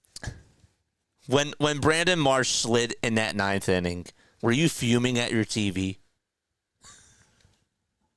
Can you repeat that, please? When Brandon Marsh slid in center field in that 9th inning, were you fuming at your TV or like at YouTube? Yeah, I was watching your stream, and I heard it, and I was like, "Oh my!" It's crazy, man. It's crazy. I don't know. I feel like that they've been showing you these types of signs over and over again. And the fact that Dave Dombrowski or even John Middleton, the owner at this point, is just not stepping on in, that has to be infuriating. Yeah, I'm the one that kept typing in chat in the head of Sakina. Yep. What else has been bothering you besides just the defense? I mean, like, where else do you point fingers at? Bases loaded, striking out when bases are loaded, can't find the momentum. I'm with you on that. Yeah. How about, I didn't talk about this too, but you remember when Bryson Stott was up to bunt and he didn't take the bunt back and the pitch was low and yet he still held it? Do you remember that play? I don't know if you remember that, but no, I remember seeing that. Actually. That was another just like a little annoyance to me that really just ticked me off. But it all just goes back to just the coaching staff and just the lack of discipline, and no one's holding each other accountable. It's sad. It's so sickening. What do you think needs to be shaped up by tomorrow? Is my question to you that I would leave you with. Maybe like working on catches, base running. That's a good one. I don't know. Yeah. Those are all good answers, man. I think that you're 1,000% right on all of those. Caleb, I appreciate you for calling on in, dude. Call back anytime, please. Please call back anytime. Yeah, and the Pirates just put up a good fight in the 9th inning. They were battling back. They did. They did. They absolutely did. Caleb, you're the man. Shout out to you. I gotta get going, but you have a great night. All right. You too. Thank you so much. No problem. Shout out to Caleb, man. Shout out to Caleb. He's right. The defense does need to be changed. They do have to practice base running. I mean, I said it yesterday. I don't cover this team. I'm not there in batting practice. I'm not there for media availability during the pregame shows. You know, when they talk to the coach, when they talk to Topper. I'm not there. But one has to question what really is going on. Are they having team meetings? Right? Probably not. And again, like, these are all valid questions. What are they doing during their ground ball drills? What's being taught by Bobby? What's being taught by the outfielder coaches? How has it taken them this long not to be able to figure out how to call somebody off in the outfield and go after a damn fly ball?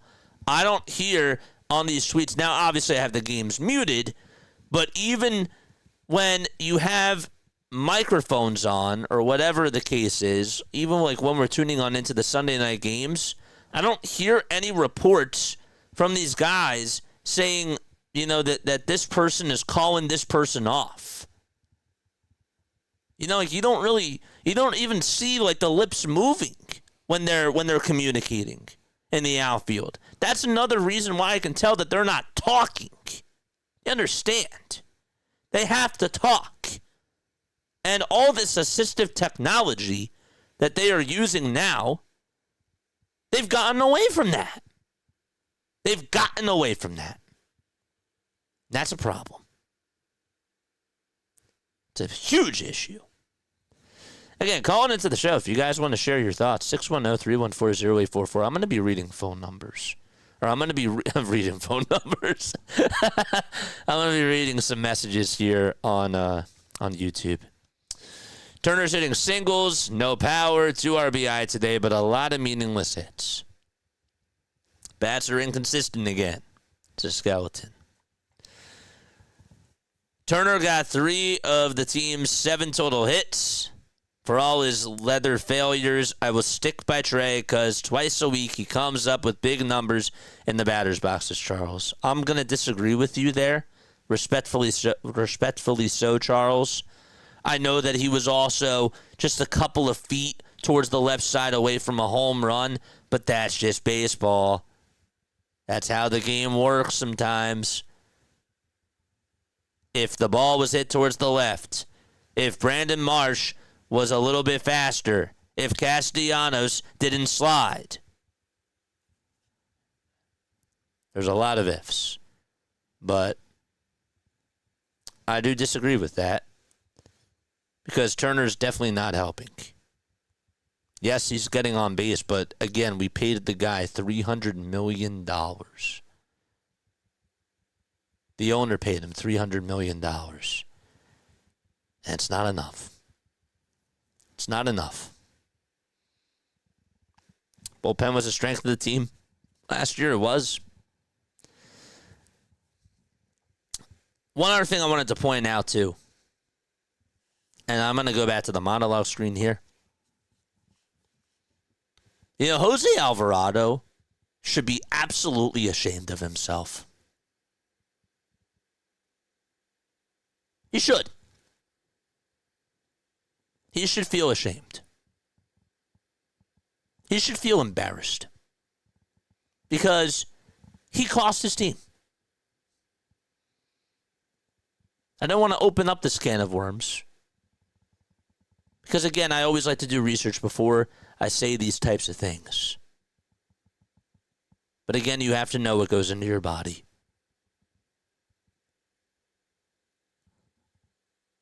How could he not know? And how, again, does the training staff not test him for these things? Or not saying not test him, but how did they not figure this stuff out? How did they not look for these signs? Again, it all goes back to miscommunication. But if I'm Alvarado, I'm embarrassed.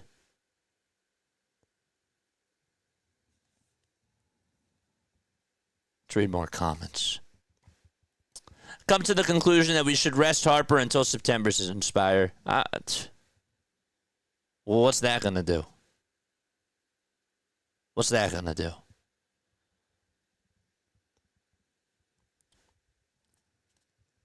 You're saying that the team is already as bad as it is and might as well just rest them?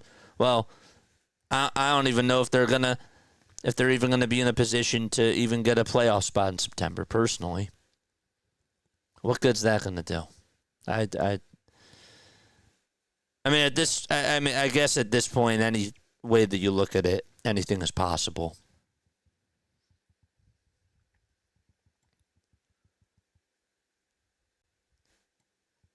It hit Rojas' glove. He should have caught it. With you.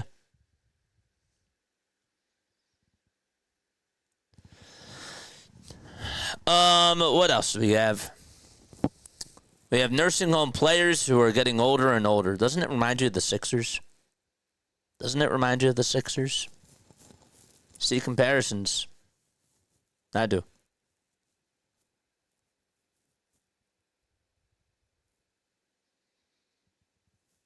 Not to mention Schwarber needs to get his head out of his you-know-what. He does. He absolutely does.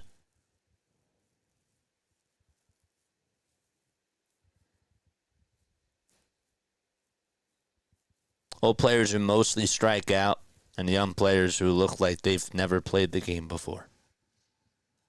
Yep.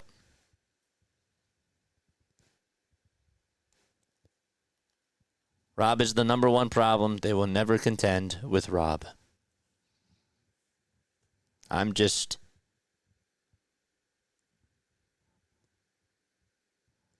not surprised. Again, stone cold of what the Phillies really are. It starts with accountability. There's that word again. It starts with culture and accountability. Phillies don't have that.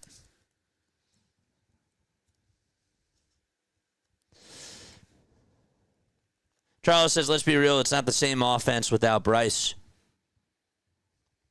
Let's be real, though. Even with Bryce Harper in the box, and I know that one player it is so hard for one player to have that impact, but when you're watching the game, do you think that Bryce Harper, and I legitimately don't know this, you think if Bryce played tonight, they win? I don't know. I would love to say yes. But they played when they got shelled 7-1 yesterday. Or whatever the score was. They played in yesterday's game. Bryce has been here too for the losing as well. He's a part of the problem. But who knows? Maybe they do. Maybe they do win this game.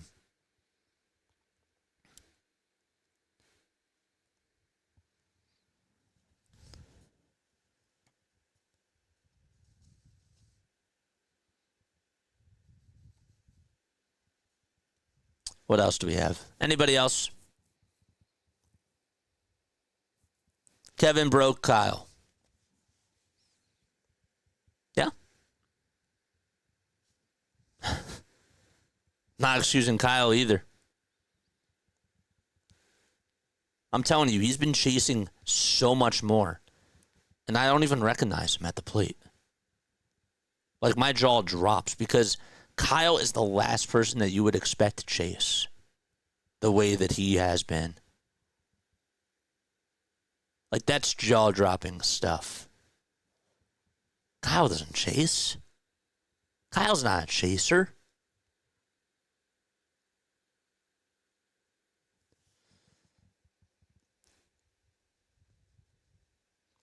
Sorry, I know Sosa very well. JJ is correct about Sosa. Our utility guys need high IQs like Gigi and Unser.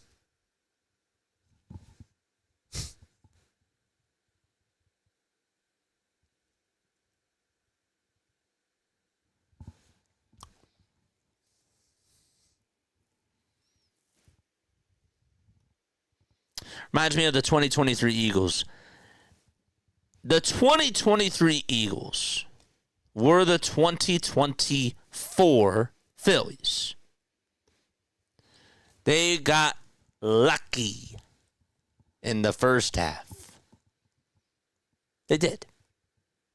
Up until the London series. And I thought that the London series wasn't really when things started to go south, but when you really look back on it, it did.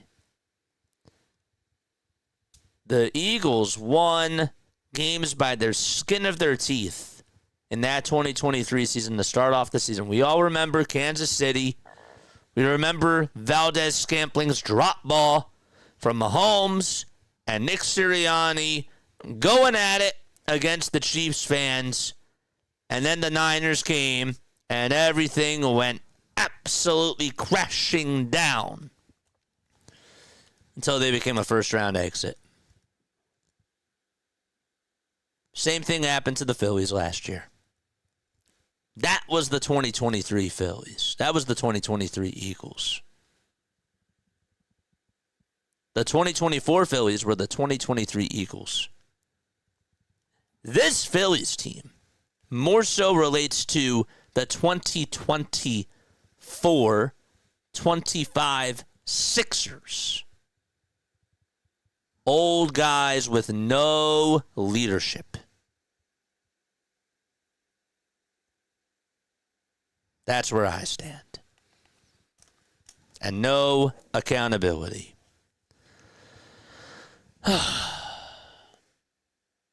We got a text message from the JJ hotline.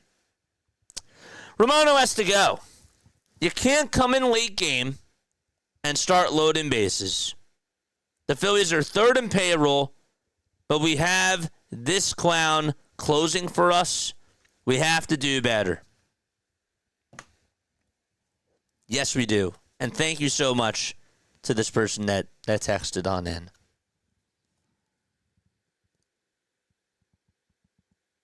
He's right. We have to do better.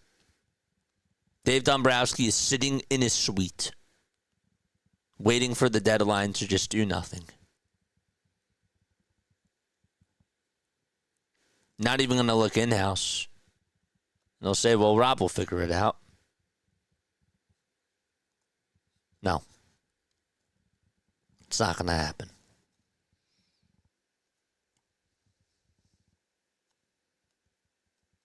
This Romano stuff. Like, Romano should be your sixth, seventh inning guy. Orion is a seventh inning guy. Strom is a seventh or eighth inning guy. They don't have a ninth inning guy. And Jose Alvarado made it even worse. Skeleton says, I hate to say this, but I want the Phillies to miss the playoffs. I'm not there. I get what you're saying. You want it to get worse before it gets better.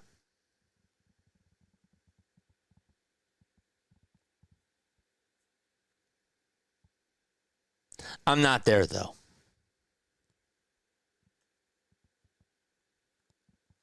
I got on board with the tanking for the Sixers after they officially were not going to be in the play-in tournament. When I thought that they weren't going to be in the play-in tournament, then I said, okay.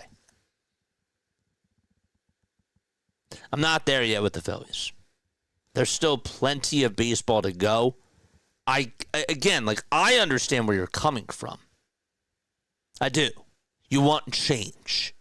And the only way for change to come quickly is if they lose. And if they just keep losing and losing. The reason why I say no is because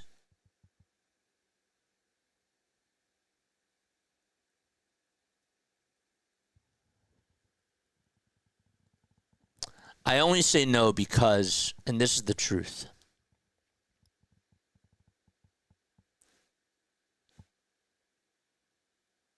because I was promised a championship with this core. I'm not saying that they can win a championship. I understand that, again, when you look at this team, are they really a World Series team? No. But I don't like watching bad baseball. And having to watch bad baseball, especially on stream, it sucks. It does. I'm not willing to sacrifice that. I get why you would. But that also doesn't mean a proper rebuild either. They could still stick with the same guys, even when they're losing.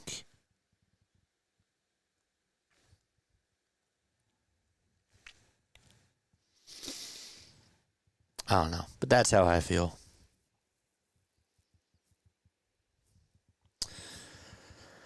Oh, man. Phillies are looking at it. They need to hit rock bottom before they take accountability. Rob is the enabler.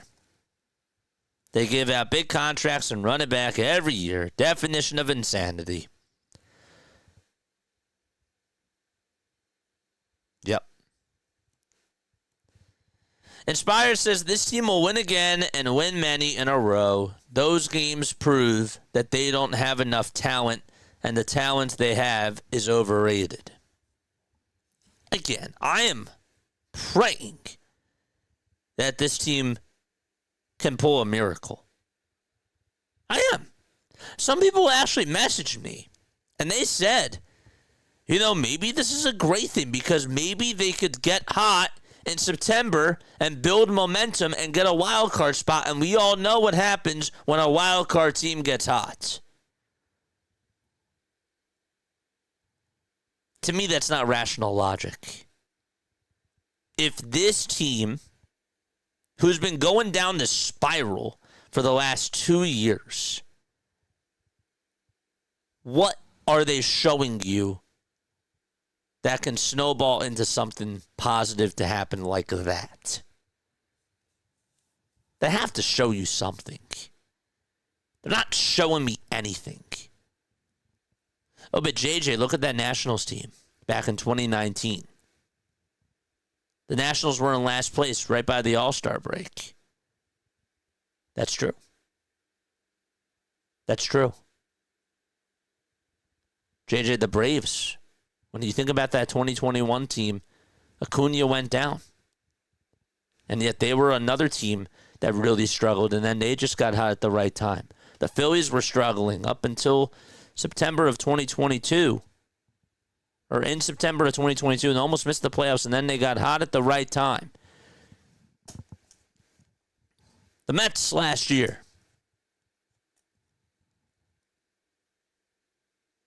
We can talk about all those things, but ultimately, at the end of the day, baseball, yes, is a weird sport, but there's no rationale behind that. There's none. There's no rationale behind it. Sorry.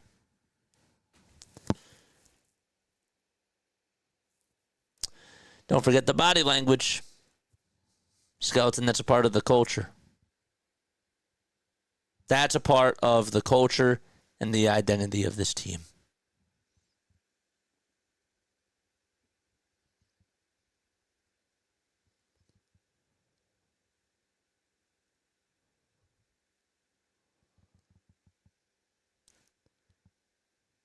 Has Harper been a difference maker this year?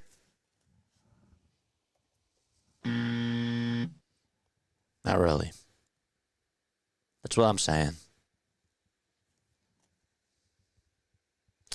Gideon, what's up, man? The Rockies are putting up a bigger fight and showing more heart against the Mets than we are against the Pirates. Rockies are a double-A team. You're right. Not even watching the game, and yet I already know that they're putting up a bigger fight.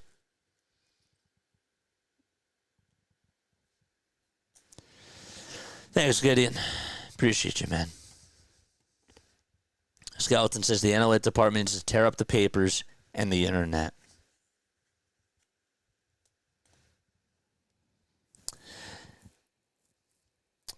Joe's Jose, I hope I said that correctly, says, did I miss another frustrating game? Currently been at work.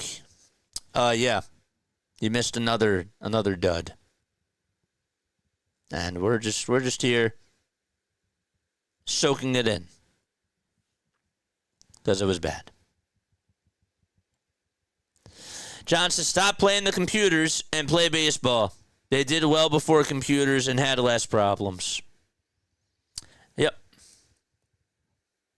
I'm with you. I said that my first merch drop is going to be close the books. Close the books. Close the books. At this point, this is the players we have. The time to get a better closer was the offseason, says Larry.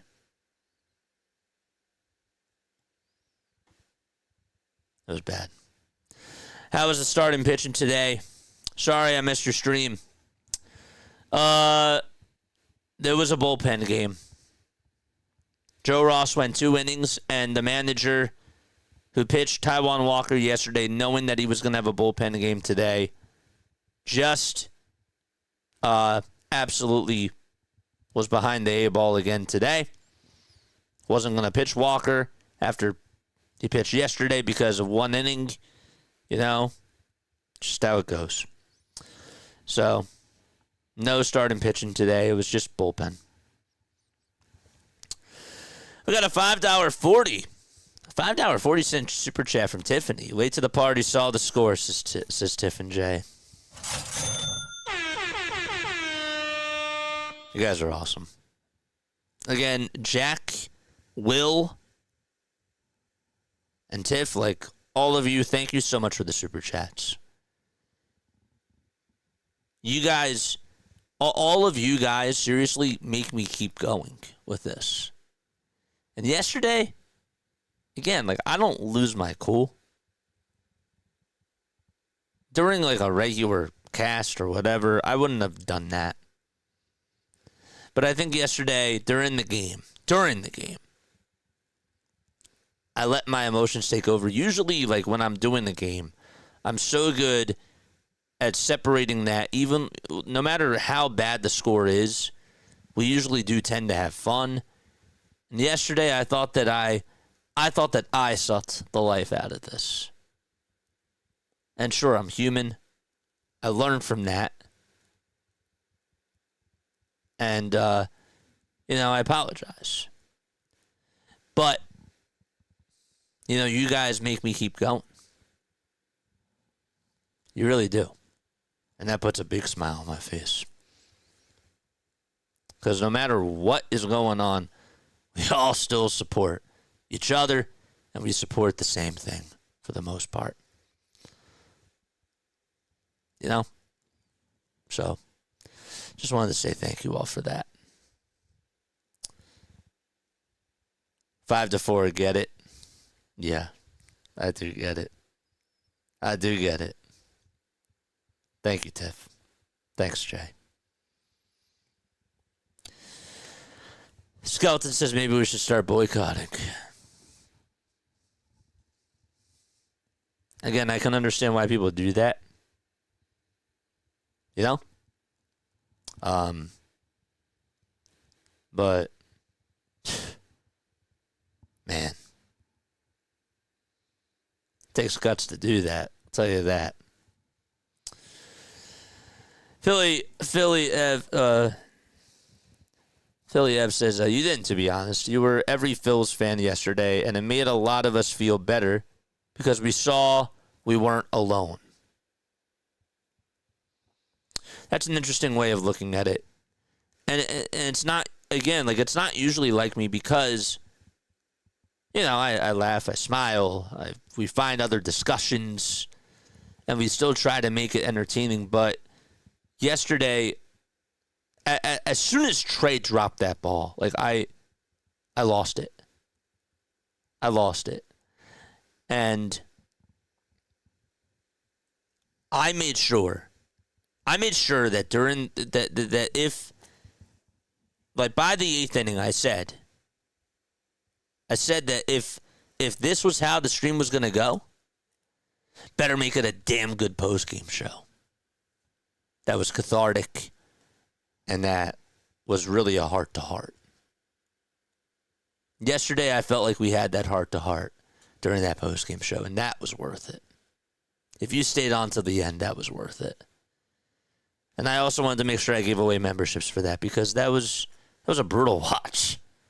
That was terrible. That was awful.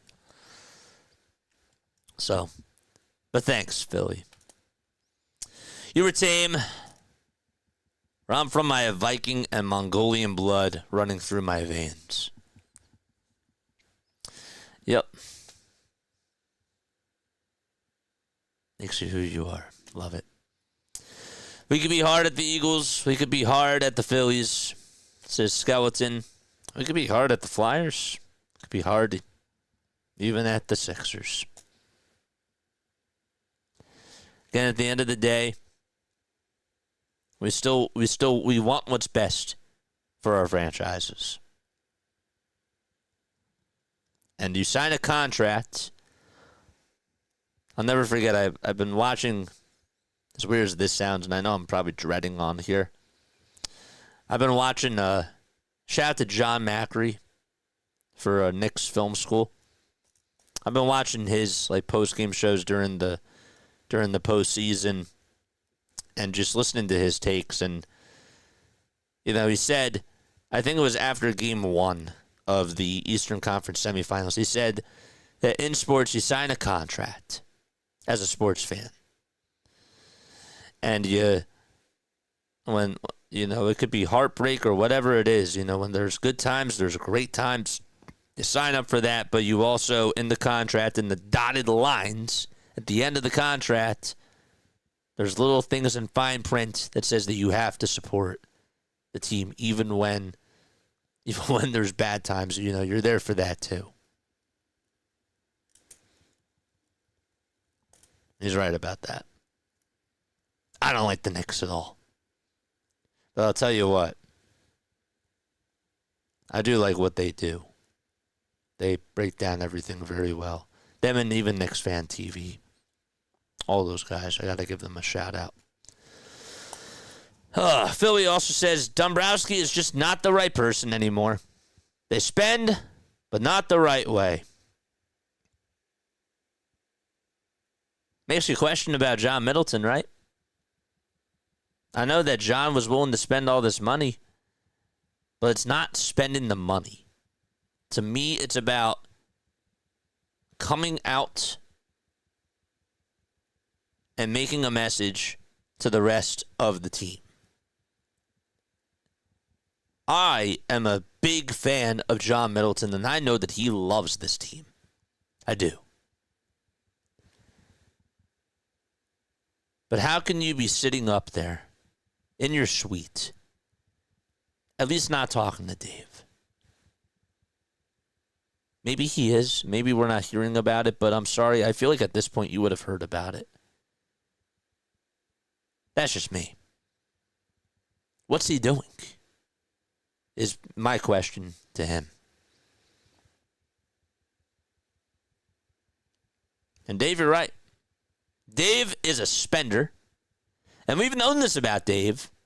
We've heard from the Tigers, the Red Sox, all these other teams, that Dave, yes, will spend money, but he also is a farm system demoralizer. He tears down farm systems. And the Red Sox were happy. I remember seeing Red Sox fans happy that Dave was gone. Because, again, he was tearing down their farm system. Same thing after the Tigers, made it to the World Series against the Giants. Same thing happened. Red Sox win the World Series, and then all of a sudden their farm system goes to shit.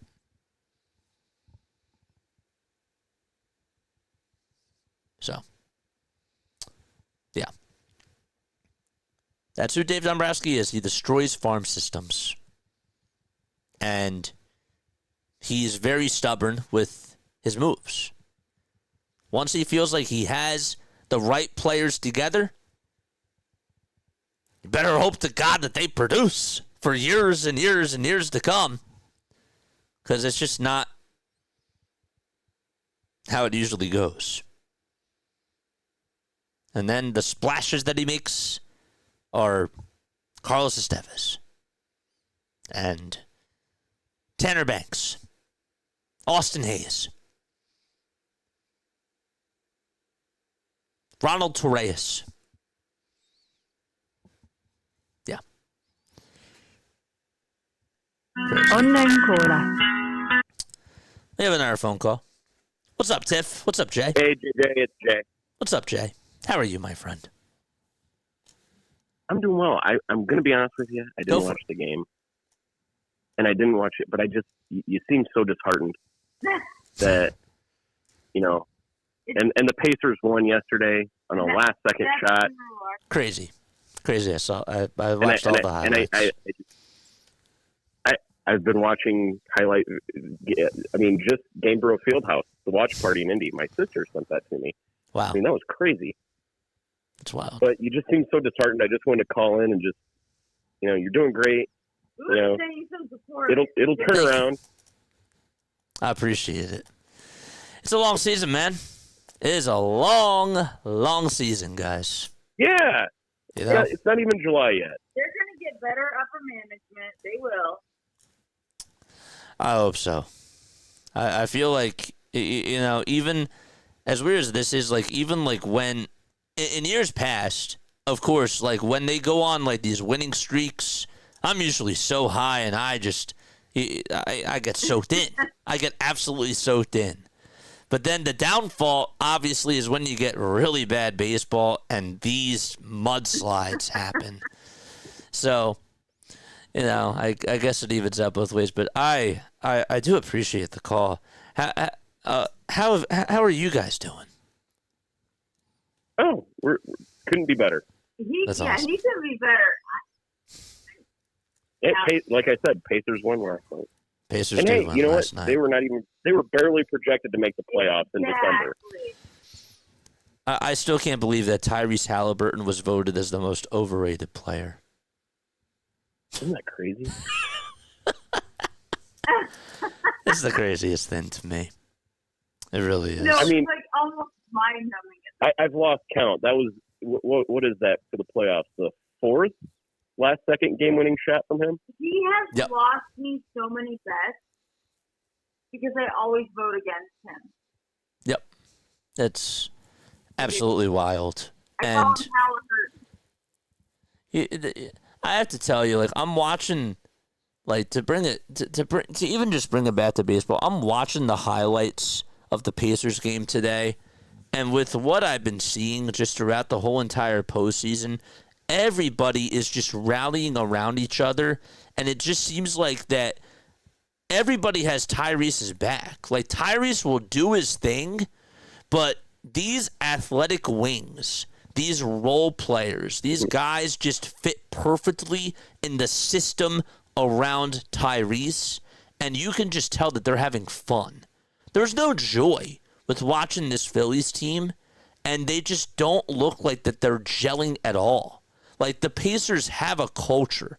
They have a mindset, and that is to pick up for their guy, and that's Tyrese Halliburton. And also Rick Carlisle, too. Like, let's be real, because they buy into his philosophies. I don't see that here with this baseball team, but, you know, it makes me just think, just from an outside perspective, like when I'm watching the basketball team, I really thought to myself yesterday, you know, when I'm watching the Pacers again, just this whole conversation about identity and culture and that type of convo. And you're getting paid millions and millions of dollars, and you just don't have that. It just doesn't make sense, but yeah. JJ, I've got a question for you. You know Bobby Witt Jr., right? Of course. Yes. Of course. Yeah. And did you see that catch last night? I did not. I did not watch the highlights for that catch. You need to go to YouTube and type in Bobby Witt Jr. I mean, Jay, you were impressed with the catch? Oh, yeah. Just a full Superman layout. I mean, he was like parallel for like a good like second with the ground.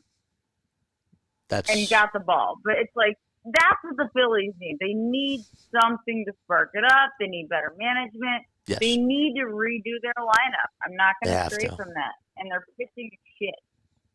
Crap. Bad crap. You're 1,000% right.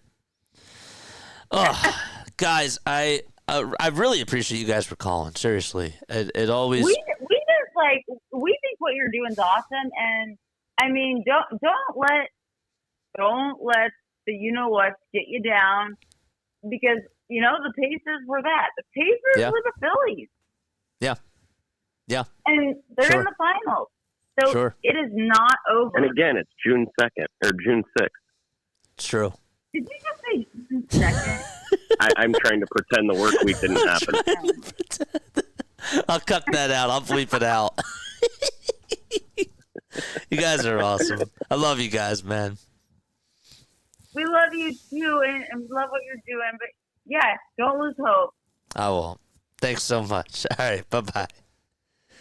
Shout out to Jay and shout out to Tiff. It's really, they're awesome people, man. I love the faith. I love the positivity. Like, you know, again, I love these post-game shows because especially when it comes to times like these, we have to have these heart-to-heart convos. We have to break it all down because even during bad times like these, you know, it gets rough. When the going gets rough, it gets rough.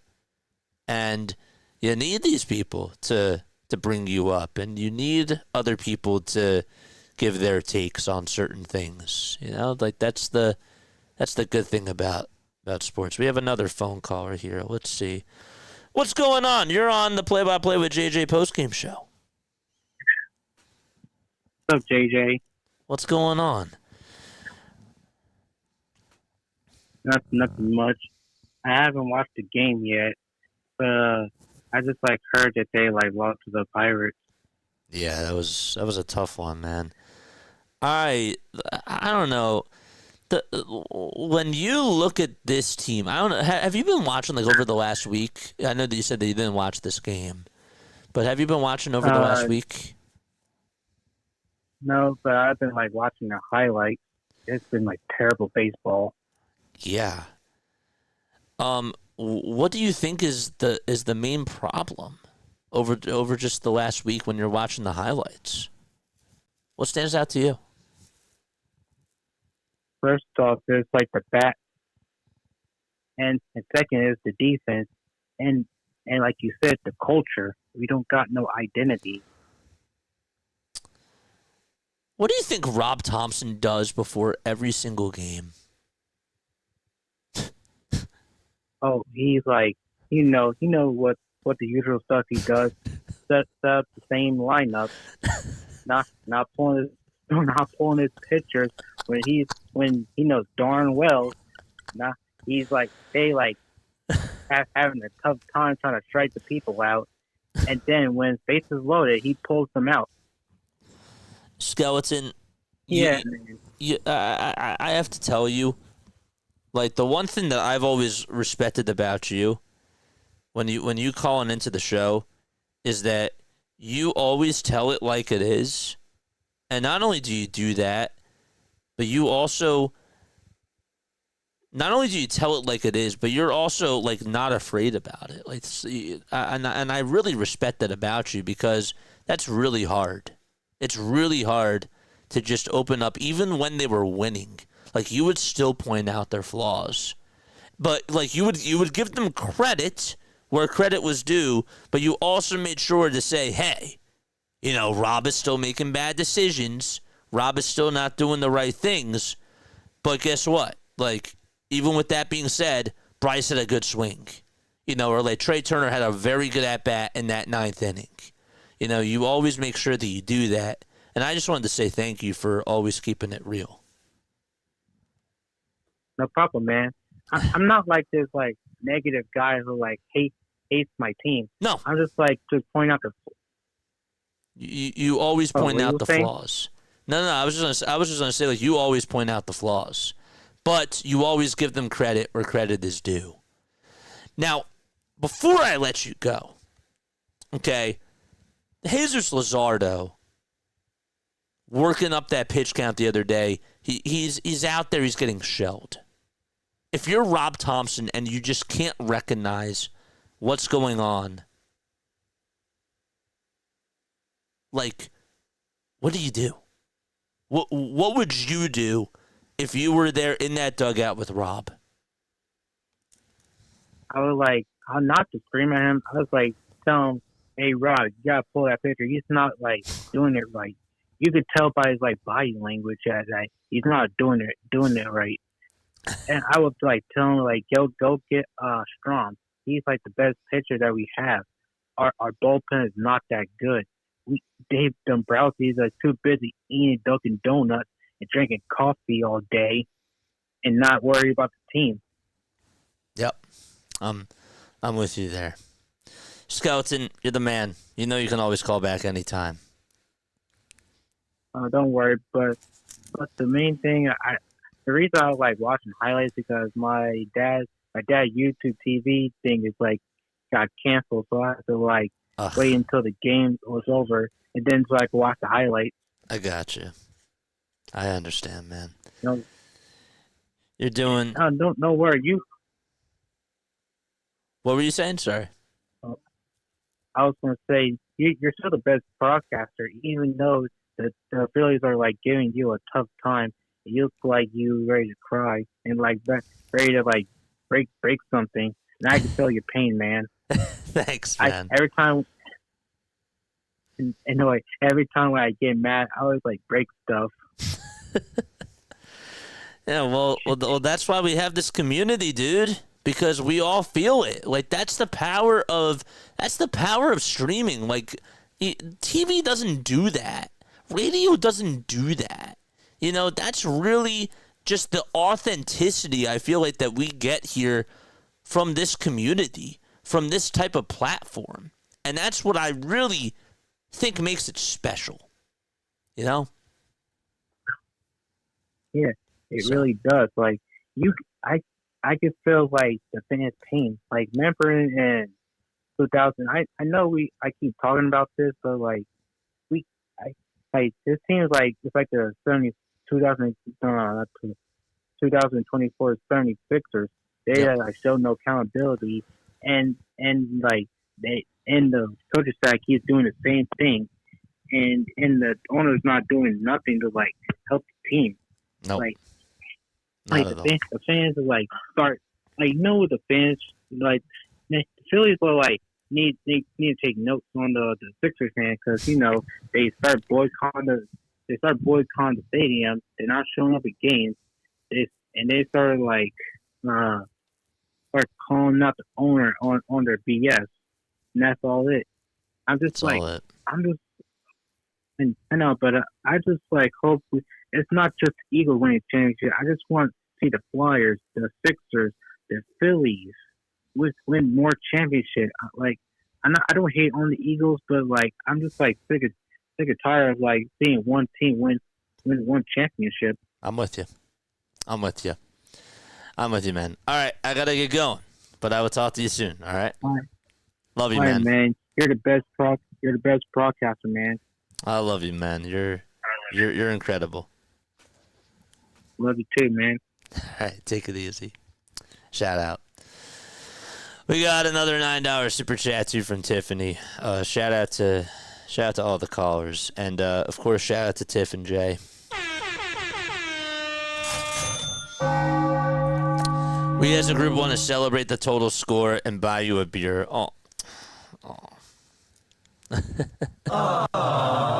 Sorry for the delay. My soundboard was a little bit delayed. That's so sweet of you guys. I was actually gonna go out tonight, and I was actually gonna get a beer. I was, but then you know we had a good therapy session here, and that was very, very well worth it. I really appreciate you all. Thank you very much. Last comment I'm gonna read, and that's it. Unless something else crazy comes up. Sixers have the exact same feel as the Sixers. The Pacers the Phillies have the exact same feel as the Sixers. A superstar talent, some young talent, and just no cohesiveness because of the front office. We have a front office problem. Yeah, it's the front office is a big part of it, but again, there's no culture. There's no establishment of, you know, what do we stand for? Like, what are we about? There's no like backbone. In theater, I'll leave you with this. In theater, right? I was never a fan of my high school director, okay? I was not. Where I went to. But the one thing that I always liked that he did was after we got casted into the roles that we did, we would spend the first practice, the first rehearsal, the first two rehearsals of going over what everybody's backbone was for all the main characters that were there. We had to figure out we had to figure out like a verb that goes along with the character. Like, what is the character about? What does the character do? What's the character's purpose? And doing that as sort of like a cast study was always, I thought, something that was really valuable, and we could all try to help each other out, and we could figure out, okay, maybe your character in this movie isn't necessarily to show, maybe it's to navigate, you know, because you're showing the way, you're showing a roadmap for this person or even like for yourself to be successful. And we would just get into these deep conversations, and we would figure out what everyone's backbone is. Now, how does this relate to the Phillies? Well, the Phillies don't have that. They don't have that. And so I feel like that they, as simple as this sounds, should actually have these types of conversations. Not saying that it would help them or whatnot, but I do feel like that just setting in that establishment, setting in that identity or that culture, or just, I don't know, is what I'm saying making sense? They need to have some type of philosophy of why they do everything that they do. What does that mean? What does it mean to be a part of this Philadelphia Phillies team? I feel like that the best way I could describe that 2022 team, not to survive was a good verb to talk about them, but I'd have to kind of think about it. I feel like that their purpose, their backbone was to soar. To soar meaning to get past everyone with flying colors, even when people thought that they were down. I thought that to soar was the was the backbone that they had. That was their purpose. That was a part of who, like, why they did what they did. It was just to rise to the top until the World Series. This team doesn't have that. So, yeah. Tiff says that's a darn good question. Thanks. I think you could see what I was getting at. So, all right, I'm done. I need to go out. I need to get a beer after this. I do. Thanks so much, Tiff and Jay. Thanks again, Jack. Thanks for all the callers. Will for the super chat that he gave. Tiff and Jay for the phone call that they had. Skeleton had a great phone call. I'm sure that I'm missing some other people too. But yeah, it means a lot to me. The person from Indiana that called on in as well. Yeah. Love you all. Lila Tov. See you all tomorrow. We'll be back at it. What's up, Jiva Newts? I'll see you tomorrow too. All right. Good night. Bye.